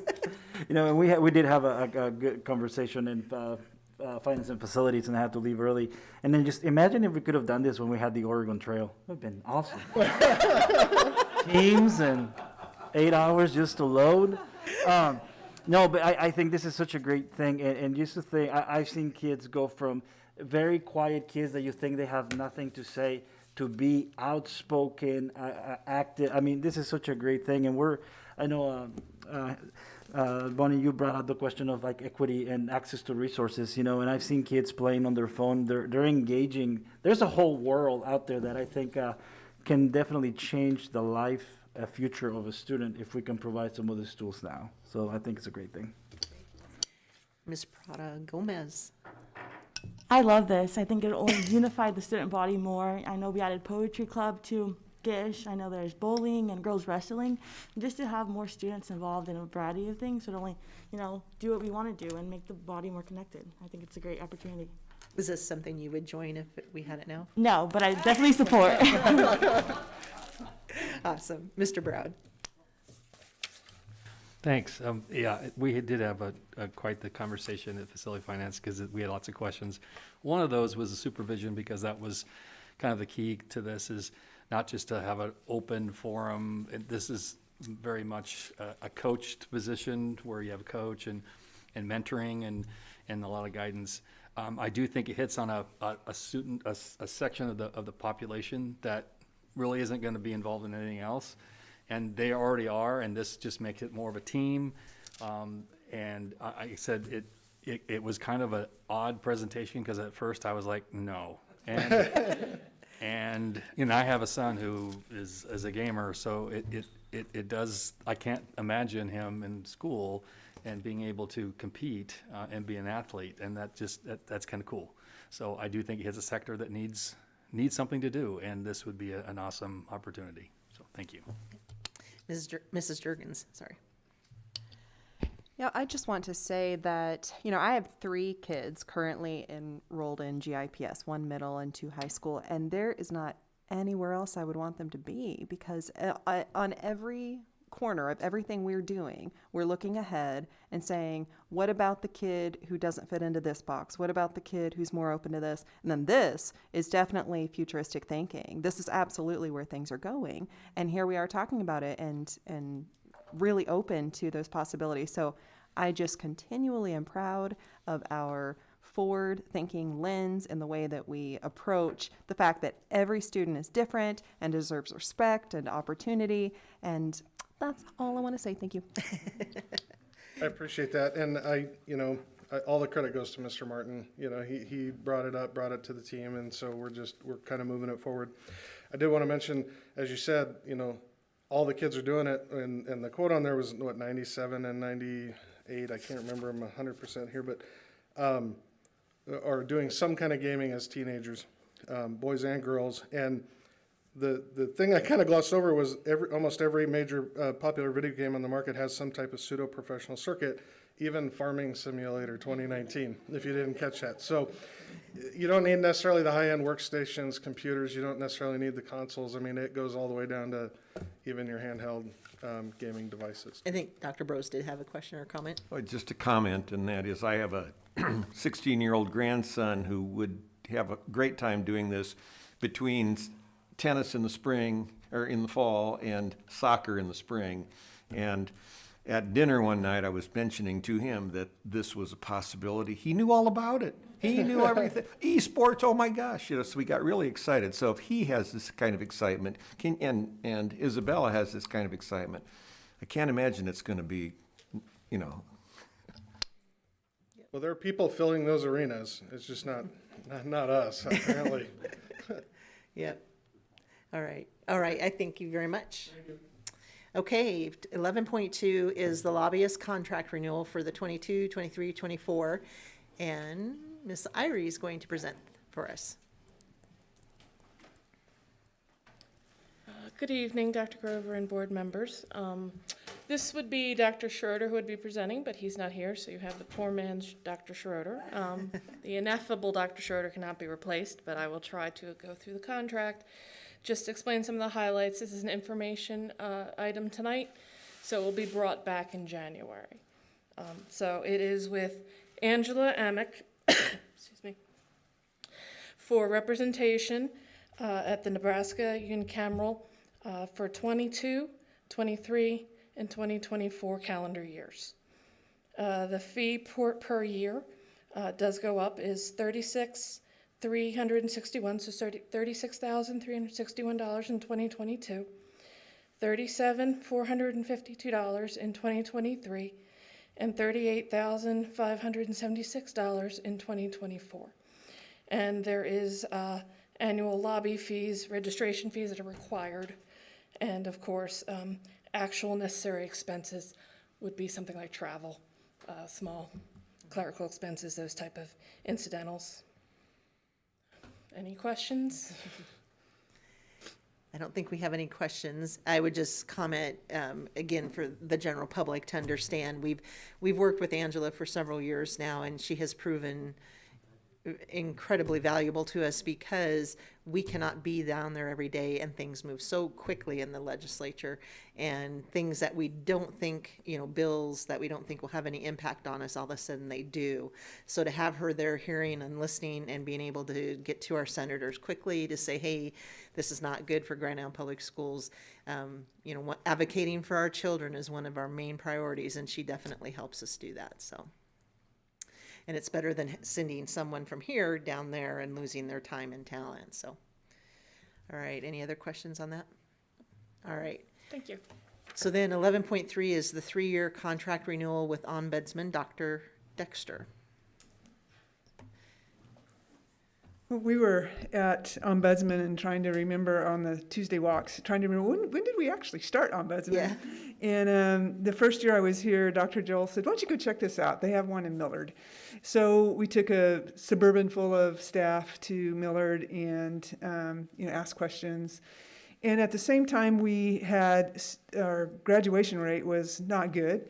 And we were identifying kids that we'd suspend out for 19 days and they just never came back. So we went ahead and entered into, I believe, a 2-year contract at the time, and then we've done 3-year contracts ever since. And just some recent data, in 2019-2020, we served 111 students and 9 graduates. In 2020-2021, we served 96 students and 15 graduates. And then in 2021-2022, this year, we are currently serving 66 students and 1 graduate so far. We should have 5 at graduation midterm. And when you look at the numbers going from 111 to 96 to 66, typically by December we're full and we have a waiting list. I think, I don't have any Dr. Dahl's specific data, but the academies, what senior high is doing to support kids, not just automatically sending them to OMB, is really paying off. And then just tonight I had an email from Beaky Jones, the area rep out of Arizona, and she said they had an area school district call them and said, do you think we could buy a seat in Grand Island Public Schools Ombudsman program, which we've never been able to open up OMB because we just didn't want to lose seats for our students. So that might be something to consider moving forward. But we have seen so much success. Ramona McVicka retired as a counselor in GIPS. She stepped up to OMB and has really moved it forward. We've started career courses. We're working with Dan Phillips on Addendum. We have job shadowing. We have a social worker now at OMB at halftime. She's connecting students to community resources. CCC comes out. Voc Rehab is there. So they've just kind of a full stop shop. Our FIT program, Brian Whitecalf, serves OMB. He meets with kids. He connects them with food and housing and clothing and, again, other area resources. And then a major coup, Bonnie Bauer just reached out to JBS and said, hey, can you help us with some funds to support incentives, college credit, those kind of things. And the guy called back and said, yeah, we can give you $10,000. So, that was huge for them. Just a lot of success stories. And we have 7 staff. Jerry Hawks is a bilingual para. She just started a couple months ago, but what a tremendous asset to have bilingual support. Kay Obermiller has been there since it started. She will be retiring. Janet Sorensen, she taught at Westridge, just a neat lady. She has been awesome with the kids. She's going to retire at semester. Zach Koss. Ramona Vertvicka is the ultimate recruiter. She might need to work for Kristen next.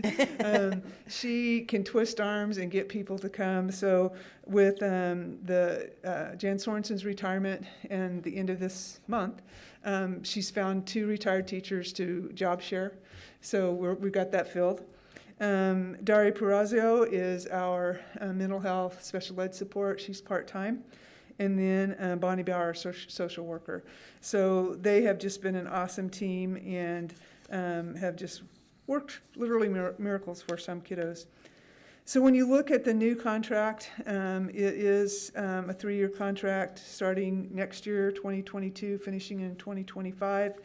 And pretty much the same standard stuff. Ramona and I were both surprised, and Ramona said, hey, did you read 1.9? And I said, why? And she said, well, they're going to try to find us a security officer. So we had a couple of fights. We've had staff injured, kids injured. Corey was great about helping set up cameras, which really saved us on one of our major fights. But a security officer to be there to support would really just, it's kind of like Ramona said, you just kind of take a deep breath, say a prayer, and just hope you get through the day, not having a fight. The other key point is we started some incentive programs. Ramona called me one day and just said, hey, I want to try this. Is that okay? And I said, sure. And so kids can earn points. They can earn early out and just work individually with what would you finish work?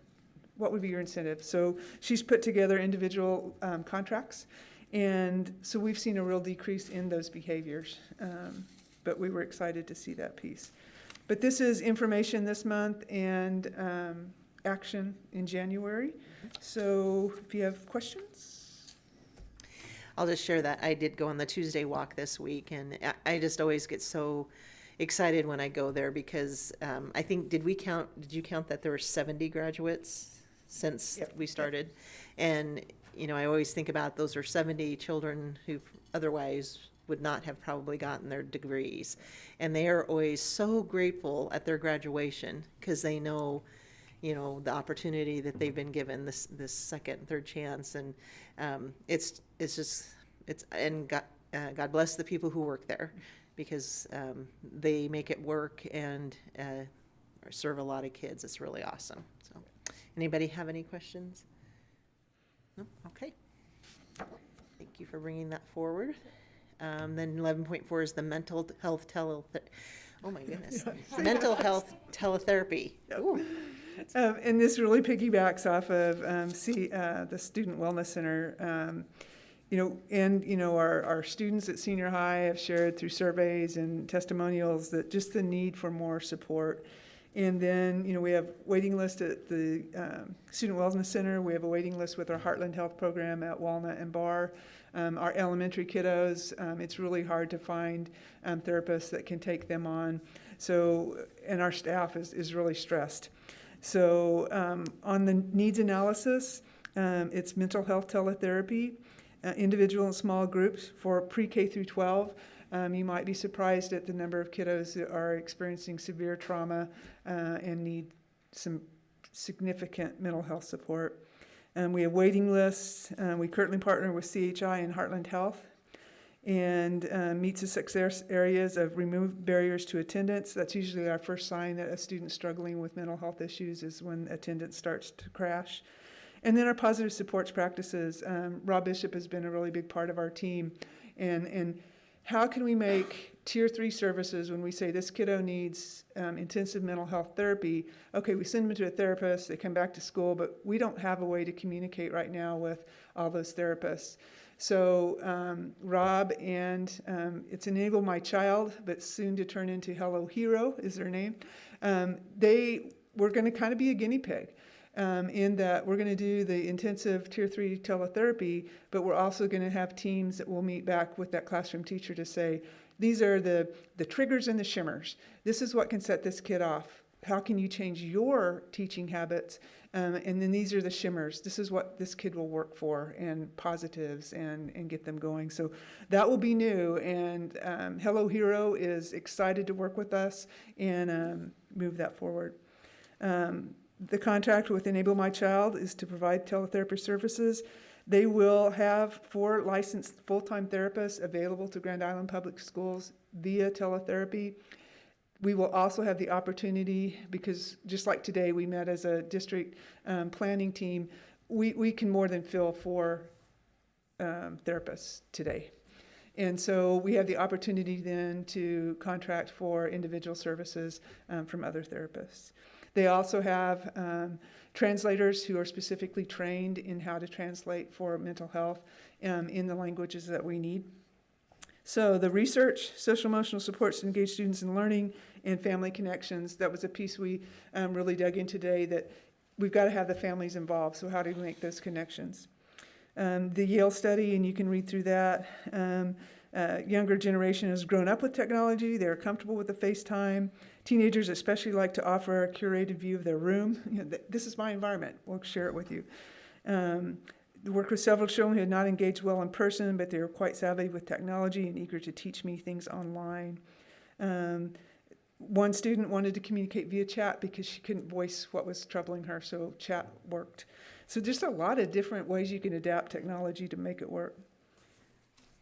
Equity analysis, all students needing mental health support are eligible, and no fees will be assessed. Stakeholder groups, social workers, counselors, school psychs, social emotional cognitive learning coaches, and Mr. Bishop have been a big part of this planning process. ESSER 3 funds are being used to support the social emotional well-being of students. Student, staff, and parents report the need for social emotional support. Funds will be used for the 21-22, 22-23, and 23-24 school years. After we got a whole bunch of planning done this afternoon, we all just said, but how are we going to sustain this? Yeah. Because it is extremely expensive. And Tracy, the head rep from Hello Heroes, and I've been following it too, with the new administration federally, they're really going to put an emphasis on support for mental health. And he said, I really feel the money's going to be there when ESSERS runs out. So we're hopeful. The amount, $250,000 to $645,000, depending on the need for the next 3 years. We just wrote a contract this contract is just for 1 year. We know that we'll have the cost of the 4 therapists, but we're going to keep it open to meet the need using other therapists to support that. This year will be a year to see, is it working? Is it worth moving on to another year contract? And the district planning team, they just awesome group of people. We have representatives from each level, social workers, counselors, social emotional learning coach, psychs, school psychs. And so the plan is right now that we would meet weekly, just like we do our Ombudsman Success program. We would take referrals from the different schools, and we'll have a whole process mapped out. We'll identify priority kids, and they have what's called a 3-for-3. Their therapists for 3 days will call make 3 communication attempts each day for 3 days. If they can't get that kid engaged, they move to the next one. But that next one is always there to come back through, and then our social worker said, well, they could follow up as well. But have some real background in how to meet the needs of kids and getting them engaged. So that is the proposed proposal, and we presented this through the ESSER 3's fund when you all approved that. We really need this to be info action tonight because we're already working with them. But just wanted to go through the process to make sure you all are aware of what we're spending ESSER 3 money on. Thank you. And my suggestion would be is if after the first year you do deem that it's appropriate and, planning for future years funding, because you can't always count on grants or the government, is that we as a district do some type of let's squirrel this money away so that we can continue to pay for it, because I have a feeling it's going to be very needed. Yep. So, anybody have any questions or comments? Mrs. Albers. I'd be really curious how this was going in about 4 to 6 months, Robin. This is important to all of us, and I think we'd all love to hear, because I'm sure it's going to be a success. We'd love to hear about the success. You bet. Like I said, we'll have the weekly meetings, and then we'll meet monthly with Hello Hero, and so we'll have those data. Oh, and the other piece, Corey is really on board with his team, because Hello Hero has their own student data system. We have Synergy, and Tracy from the beginning was like, we don't want people having to operate in 2 different systems. So we're really going to try to use Synergy to be our main kind of communication data collection and work through that. Very good. Thank you so much. All right, 11.5 is the redistricting of the school board ward boundaries. Mr. Larson. Thank you for being patient and waiting for your turn.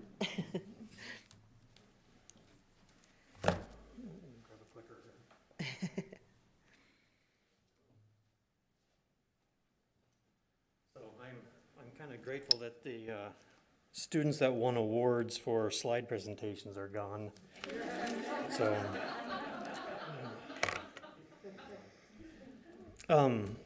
So it's time every 10 years. Okay, so every 10 years, the U.S. federal government goes through and does a census, and they take a population. They're counting the population in all the geographic areas in the country. As a result of that, one of the results of that, or the reasons for that, is they have to, for representation at the federal level, at the local level, at all levels, all those polygons that we vote for our representation have to be balanced in population.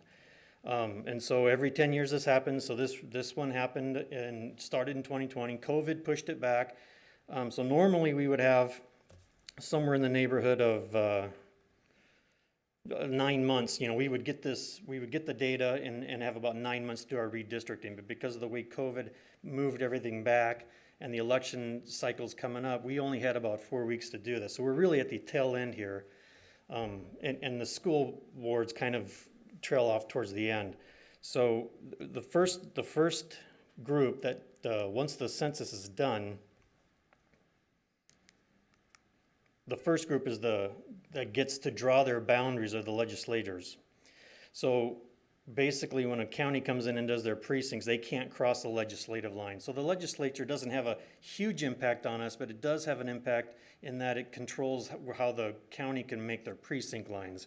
And in the case of the legislature this cycle, one of the major changes was that the Hall County lost a representation. So they went from 4 representatives down to 3. District 33 is no longer represented at all in Hall County. And District 41 now encompasses most of the rural area, but Grand Island is still predominantly covered by 34 and 35. The lines moved a little bit, but it's still predominantly, those are still the predominant representatives in Grand Island. And here's a map of that shows the one on the left is where we were, the one on the right is what we've become. And so the blue is gone, but you can see in the middle of Grand Island, 34 morphed a little bit, but really kind of just sort of straightened out some of its lines, so it's a little cleaner. But, you know, moving it from, it's hard to read the streets, but I know it went from Highway 34 to Stolly Park Road. Again, it didn't really affect us a whole lot, other than that's where the precincts are going to be drawn, and then we follow precinct lines. So there were some changes that we had to do indirectly because of that. So the precinct lines were the next lines that had to be drawn after the legislature. And of course, that's the population base that votes. It's basically the area where voters attend a particular polling place. And just as a sort of a side note, the voting precincts are based on registered voters, not population. Everything else is based on the population of an area, but the precincts are based on registered voters. So the lines that you'll see in the precincts don't really, I mean, sometimes you'll know that a more congested area, sometimes maybe there's not the same amount of voters. So it can vary based on that. Let's see.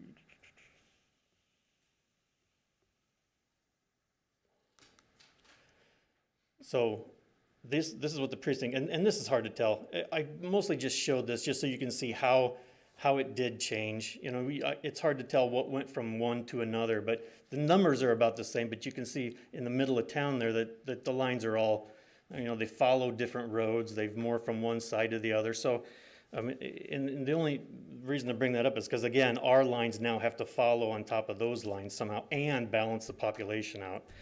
So that was the precincts. So the school ward boundaries, if we did nothing and we used the 2020 census, Ward A would have about 21,000 people in it. And the number we're shooting for is 18,125.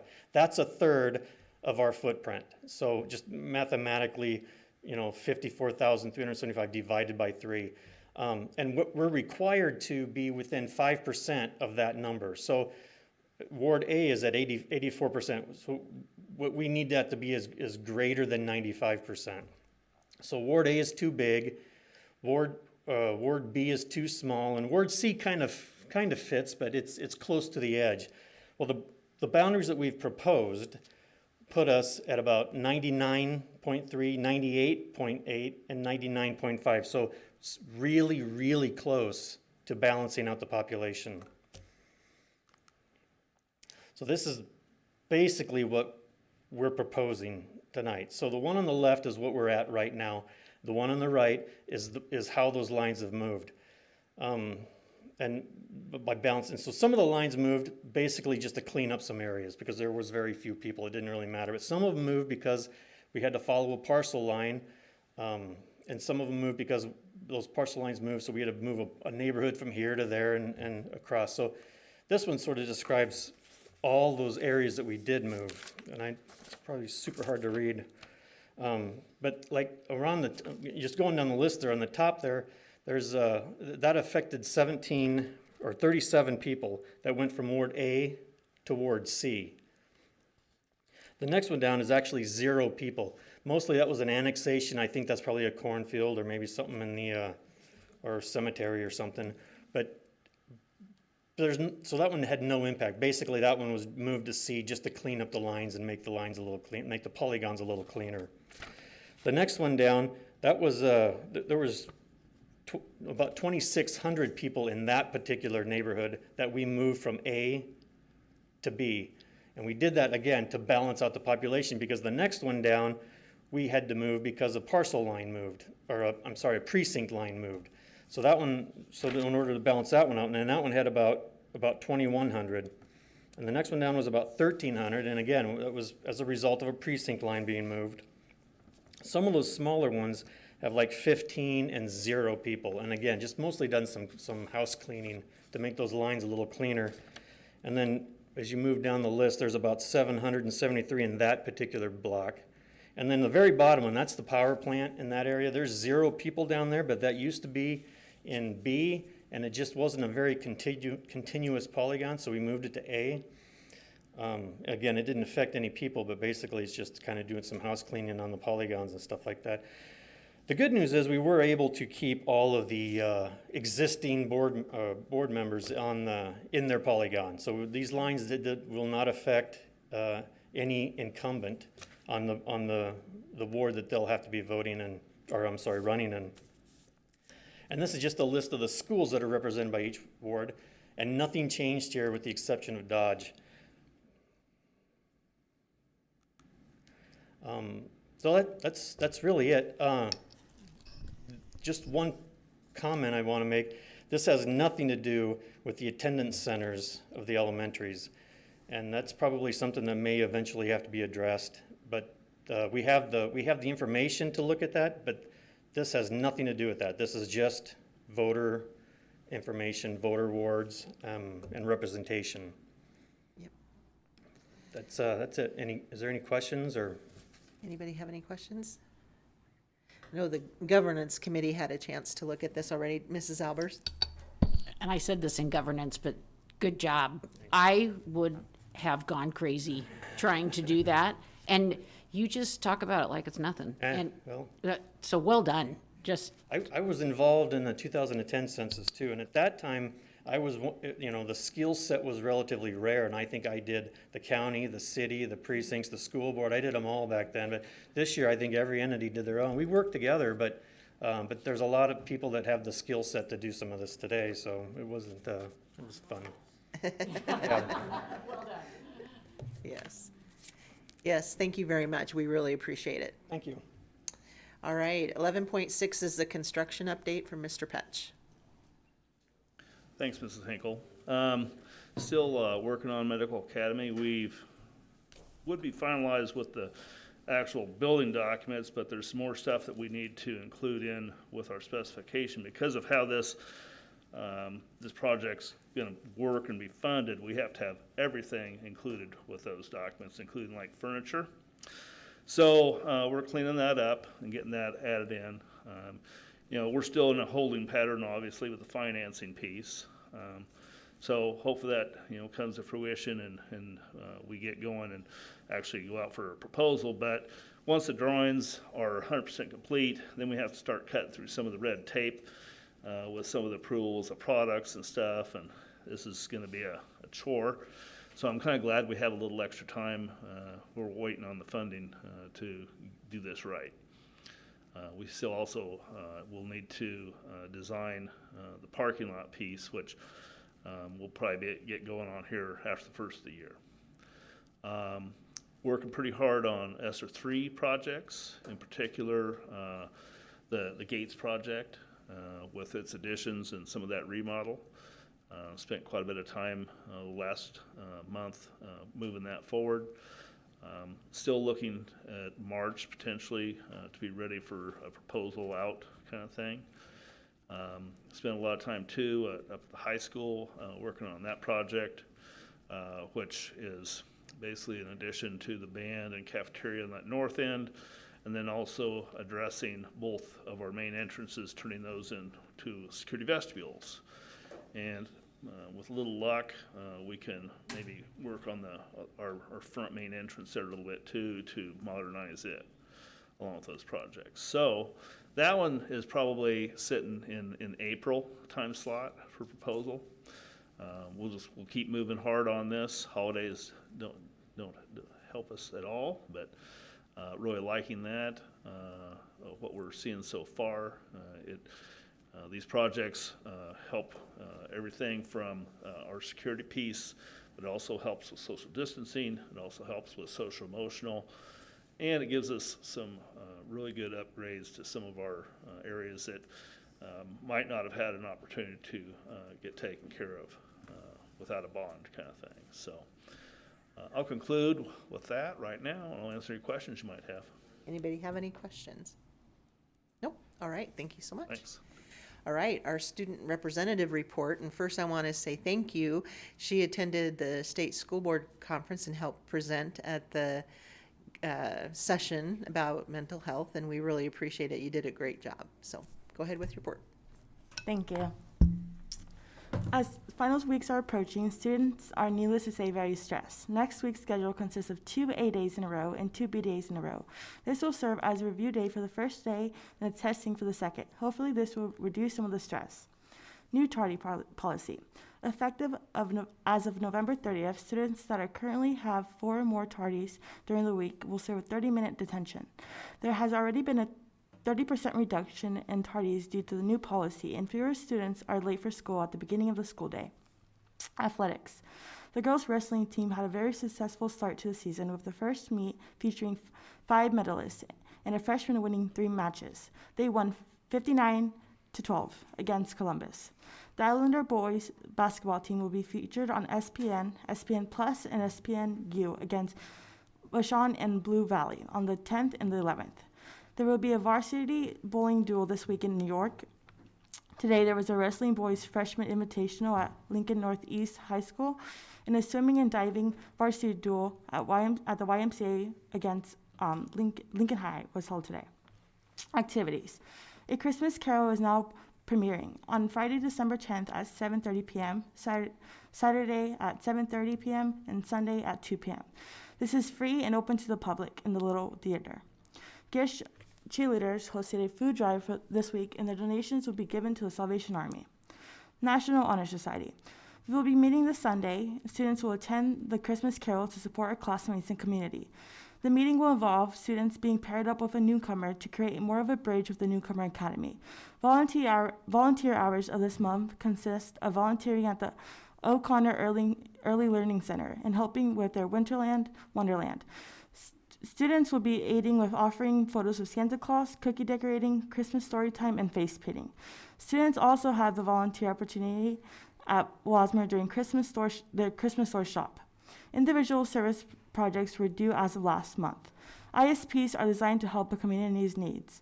My personal ISP involves traveling to Title I elementary schools with a group of other members and starting a reading club that would meet twice a week per month. The final week of the month would conclude an art project for the students to reflect on their reading and comprehension. The first school on my list is Lincoln Elementary. The reading club would be called the Links Library. Student Council. We will be having a holiday dress up during the last week of school, which is finals weeks, to alleviate some of the stress and have some joy. Students decorated the courtyard with lights to bring up some of the holiday joy. Monday will be Baby It's Cold Outside, and students wear a scarf. Tuesday is holiday flannel. Wednesday is color war. 9th graders and 10th graders will wear green, and 11th and 12th graders will wear red. Thursday is dress to impress, New Year's attire, and Friday is ugly Christmas sweater day.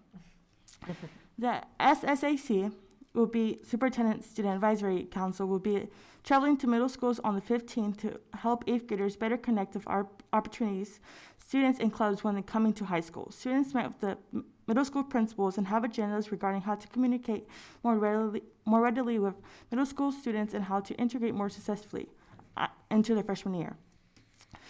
The GIPS Foundation Scholarship Fair, I attended it, and I personally want to say that it was very helpful. And I thought it was very well organized, and everyone in attendance there was more than willing to help and answer any of the questions that I had, which I did have. So the class of 2020 has spoken and has decided the class song as 22 by Taylor Swift. Class motto, we were just an experiment. Class colors, purple and white. Class flower, orchid, also purple and white. And prom theme, masquerade. So one of the rather unique things about graduating this year is that we as seniors are the first academy model to go through the 4 years. So I wanted to get feedback from my classmates, and I did send out a survey to a senior class, and I got 109 responses, so I will go through the data. Okay, so the first question I asked was, on the scale from 1 to 5, how satisfied are you with your academy? 1 being, I'm not satisfied at all, and 5, I'm very satisfied. So I took into account the fourth and fifth row and calculated that to be that 64% of the students are satisfied with their academy. And the 3 I'm taking as more neutral response, so yeah, that was pretty good and really surprising. The next question I went ahead and asked was, on the scale from 1 to 5, how do you feel about the mask mandate? 1, I am uncomfortable most of the time. 5, I am comfortable most of the time. While 30% of the students are uncomfortable with the mask mandate, 41 are comfortable.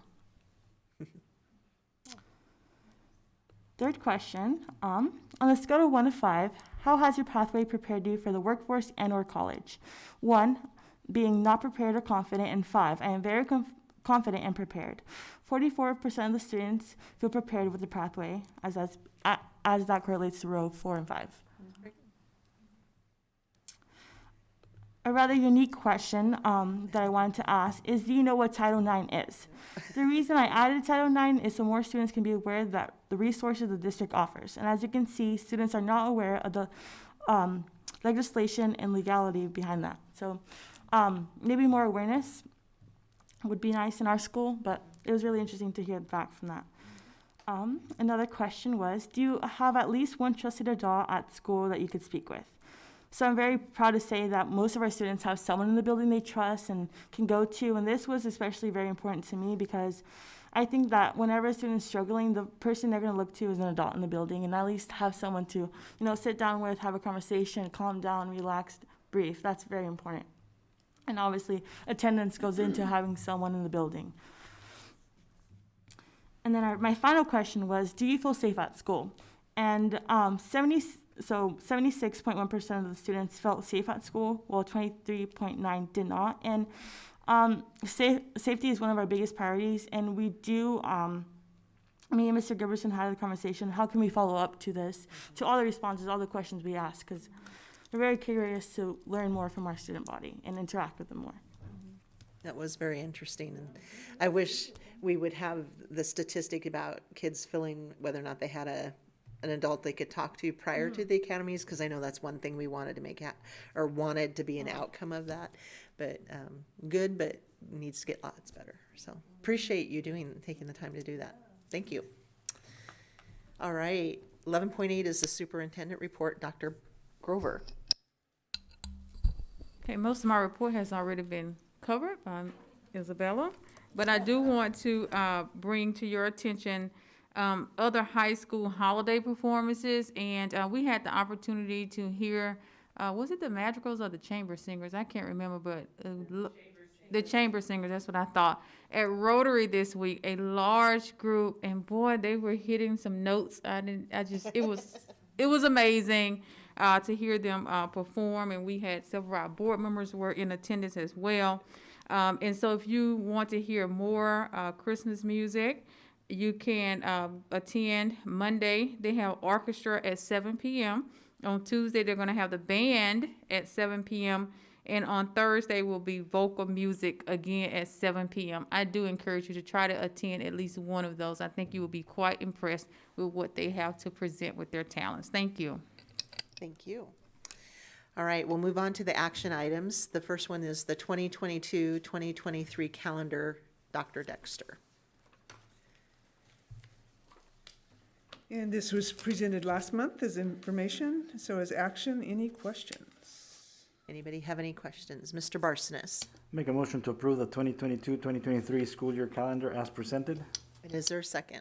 Second. Second, Mrs. Albers. Any discussion? Please vote. Motion passes. All right, 12.2 is the long-range plan for the extracurricular activities. Also, Dr. Dexter. Yes. And any questions? It was presented for information last month. Mr. Helinski. I'd like to make a motion to approve the long-range plan for extracurricular excellence as presented. And is there a second? Second, Mr. Brown. Any discussion? I would just like to say thank you for their work on this. I'm very excited about it, and it is. It's just it's. I think it will be a game changer. So thank you. Please vote. Motion passes. Thank you. All right. 12.3 is the mental health teletherapy. Dr. Dexter. Yes, and again, information earlier and action now. Anybody have any questions? Mr. Barsonis, sorry. Make a motion to approve the contract with Enable My Child to provide mental health teletherapy as presented. And is there a second? Second, Mr. Helinski. Any discussion? Please vote. Motion passes. All right, 12.4 is the redistricting school board ward boundaries, which we just heard about earlier. Does anybody have any other additional questions for Mr. Larson? Did you think about anything in the interim? He has a lot of cool graphs that he can layer upon layer upon layer. It's really fun to watch. Mr. Barsonis. I just like the figures how we're at 18,000. That's a big change. It'll be interesting to see what happens. Make a motion to approve the Grand Island Public Schools School Board ward boundary changes as presented. Second, was that Dr. Bros? Yep. Okay, any discussion? Please vote. Motion passes. Your work is done for 10 years. Thank you very much. I'll see you then. Okay. You won't see me, but maybe others.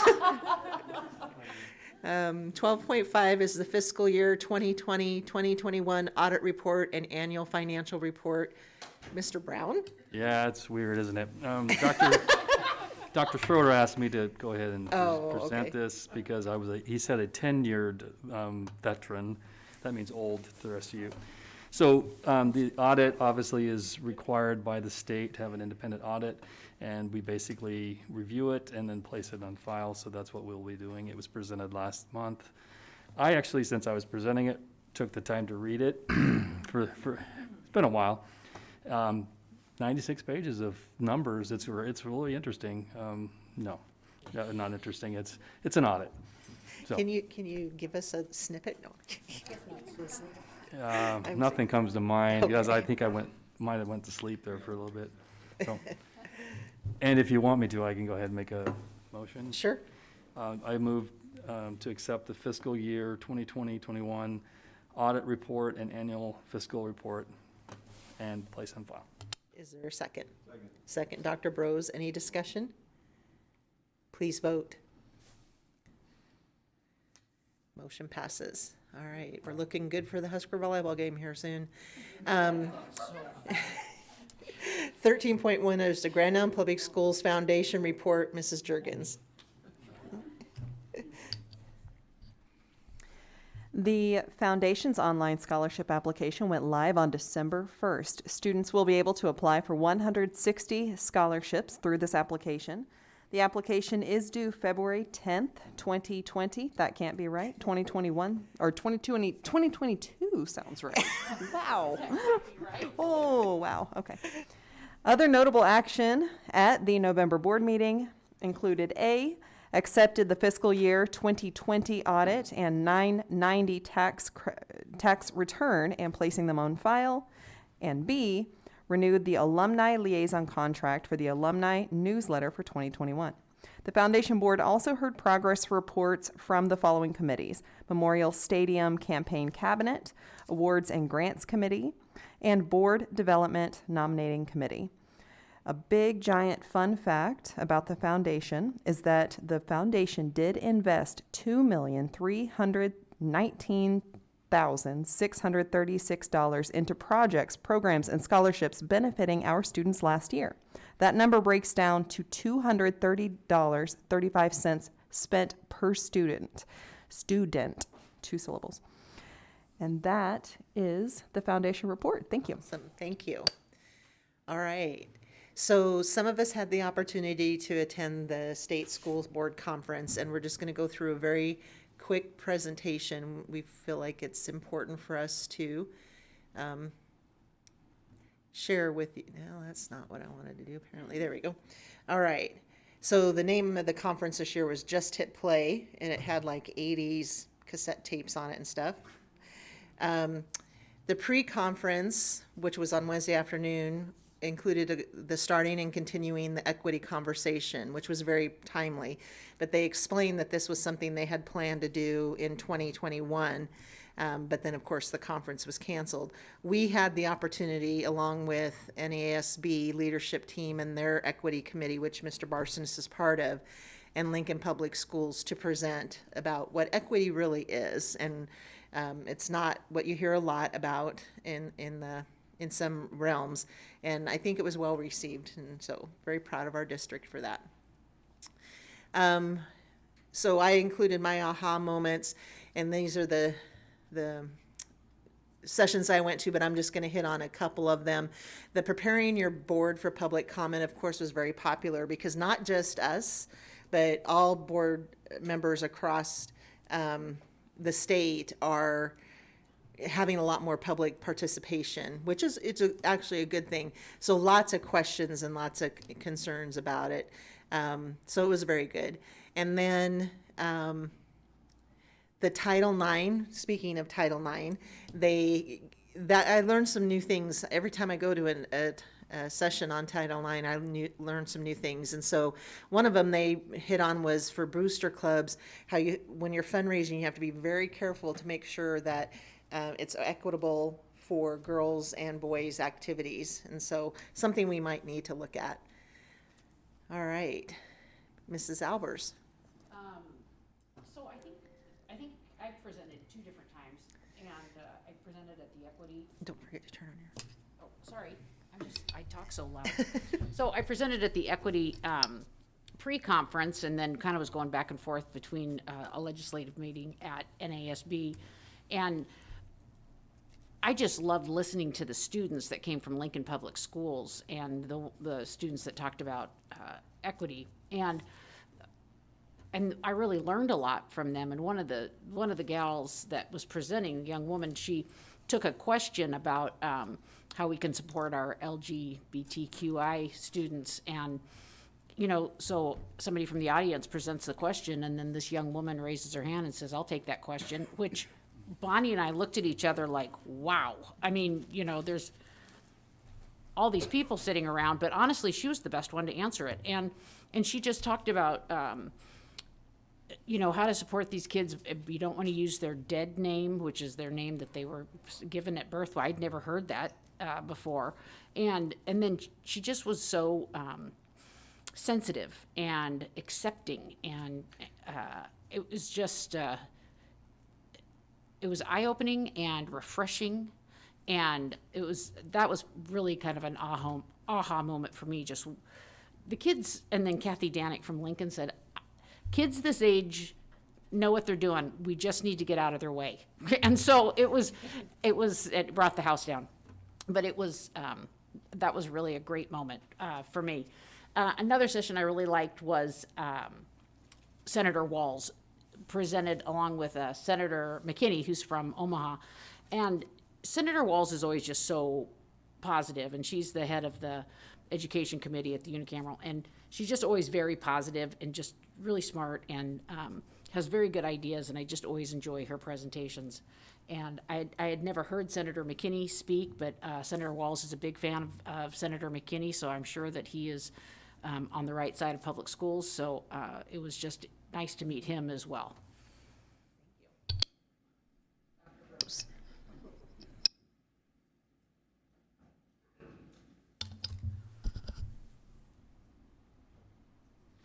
Well, I went to the one about the legislative recap, and one of the things that was stressed there is that a lot of our senators are up for term limits, and if they had a pet project that they wanted to see passed that hasn't yet been passed, we will probably see it again in this legislative session.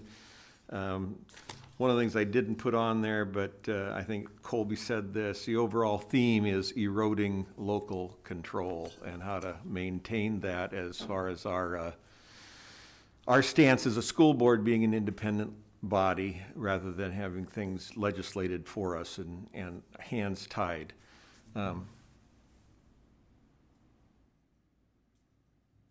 I thought the session on TIOSA and rethinking the school funding formula was extremely interested. That was the second time I had heard that, and there were no specifics given to us, but the whole goal of that is to make things more equitable across the funding and of education, public education, and then also to reduce the burden of our reliance on property taxes. And then I too went to the one about from the Education Committee, and one of the things that happened there was an explanation of how we ended up with the financial literacy bill, and Senator McKinney was talking to us, and I found that really interesting about what motivated him to make that his priority bill, so.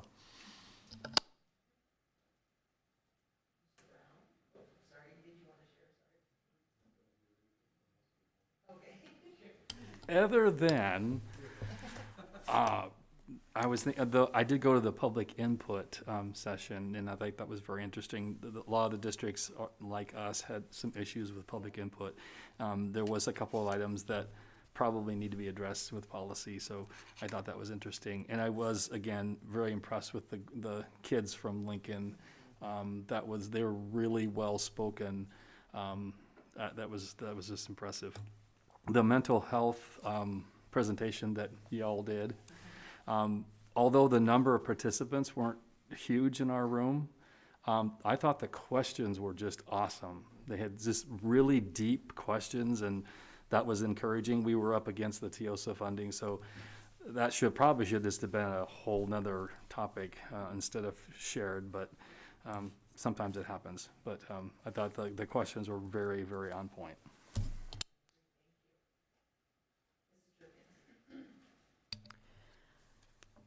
One thing I was going to say would just really be echoing Lisa about the equity conversation. I wasn't a participant, but I got to be there for that, and it was really awesome to hear those young people share their perspectives. It means so much.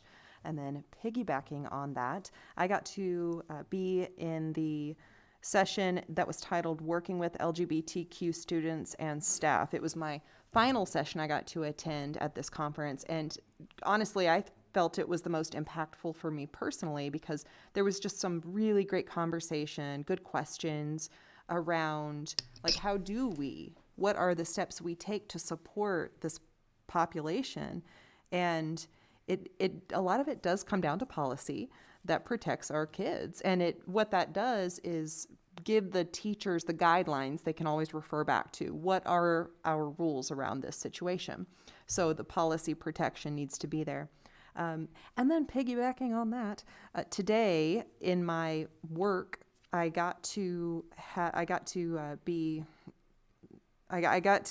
participate in bringing, I believe it was 7 of our students from our newly formed LGBT SA group from GISH. They came and spoke to a room of 24 local professionals, and I learned that this was their very first speaking engagement, and they came and spoke to these professionals about creating a safe workplace and environment. And I just want to brag on our kids. They knocked it out of the park, and I know they were nervous, but I mean, that's exposure. And I know my mama heart is just way too proud about this because I don't have any credit in that, but it's just awesome. And it takes so much bravery. So, so that just resonated with me again on that particular session I got to listen in on. Awesome. Very cool. All right. Mrs. Wolf. Okay, so I went to one that none of you guys have talked about because I was hanging out with Dr. Dahl and Dr. Grover at certification and recertification. And I think one thing that is going to be really beneficial for our teachers that are getting recertified is that process is supposed to go a lot faster because they have a new dashboard. However, there's a little kind of kicker to that. So what's been happening is, May hits or June, July, August hits, and as educators, we suddenly remember, we need to renew our certification because of when you graduated or whatnot. And so they were really trying to stress that if you know you need to recertify, please start doing that in January of the year. So that way it doesn't slow down their system. They are a very, very small department. And while they'll have the opportunity to use ESSER dollars to kind of beef up their department, we all know that ESSER dollars are not forever. And then they really would love to, in regards to new teacher certification, speed that up. Unfortunately, that is still kind of a slow process, and they're still at the 4 to 6 week or longer mark in regards to if I just graduated in May, my certificate will take that long to get to me personally. So just something to think about in regards to that flexibility, because it's not the teacher's situation. They're waiting for the Department of Ed to get their stuff out. And I was the moderator at the Twindemic. Hope you enjoyed it. And I am so sorry. I did contact to see, I don't know where my program went, but I love going to KSB law firm presentations. The way they present information to you, it doesn't matter what walk of life you are in as a board member, they present it in, the everyday terms, so I appreciate that. But they have one called like Pain in the App or What the App, and it is my favorite one to go to because I like to learn what apps are the terrible ones and what terrible things can happen on them. Because then it just makes me go, oh my goodness. And it just really makes me think about the digital safety of our students and what we need to be teaching the students in regards to being responsible digital citizens, which goes along with Title IX. So, sorry I didn't write more and that I couldn't remember the names, but that's all I got. That's all right. Thank you very much. I think that's everybody. All right. Upcoming board meetings. Our next one is January 13th on 2022 at 5:30. And for the last time as your president, we are adjourned. Oh.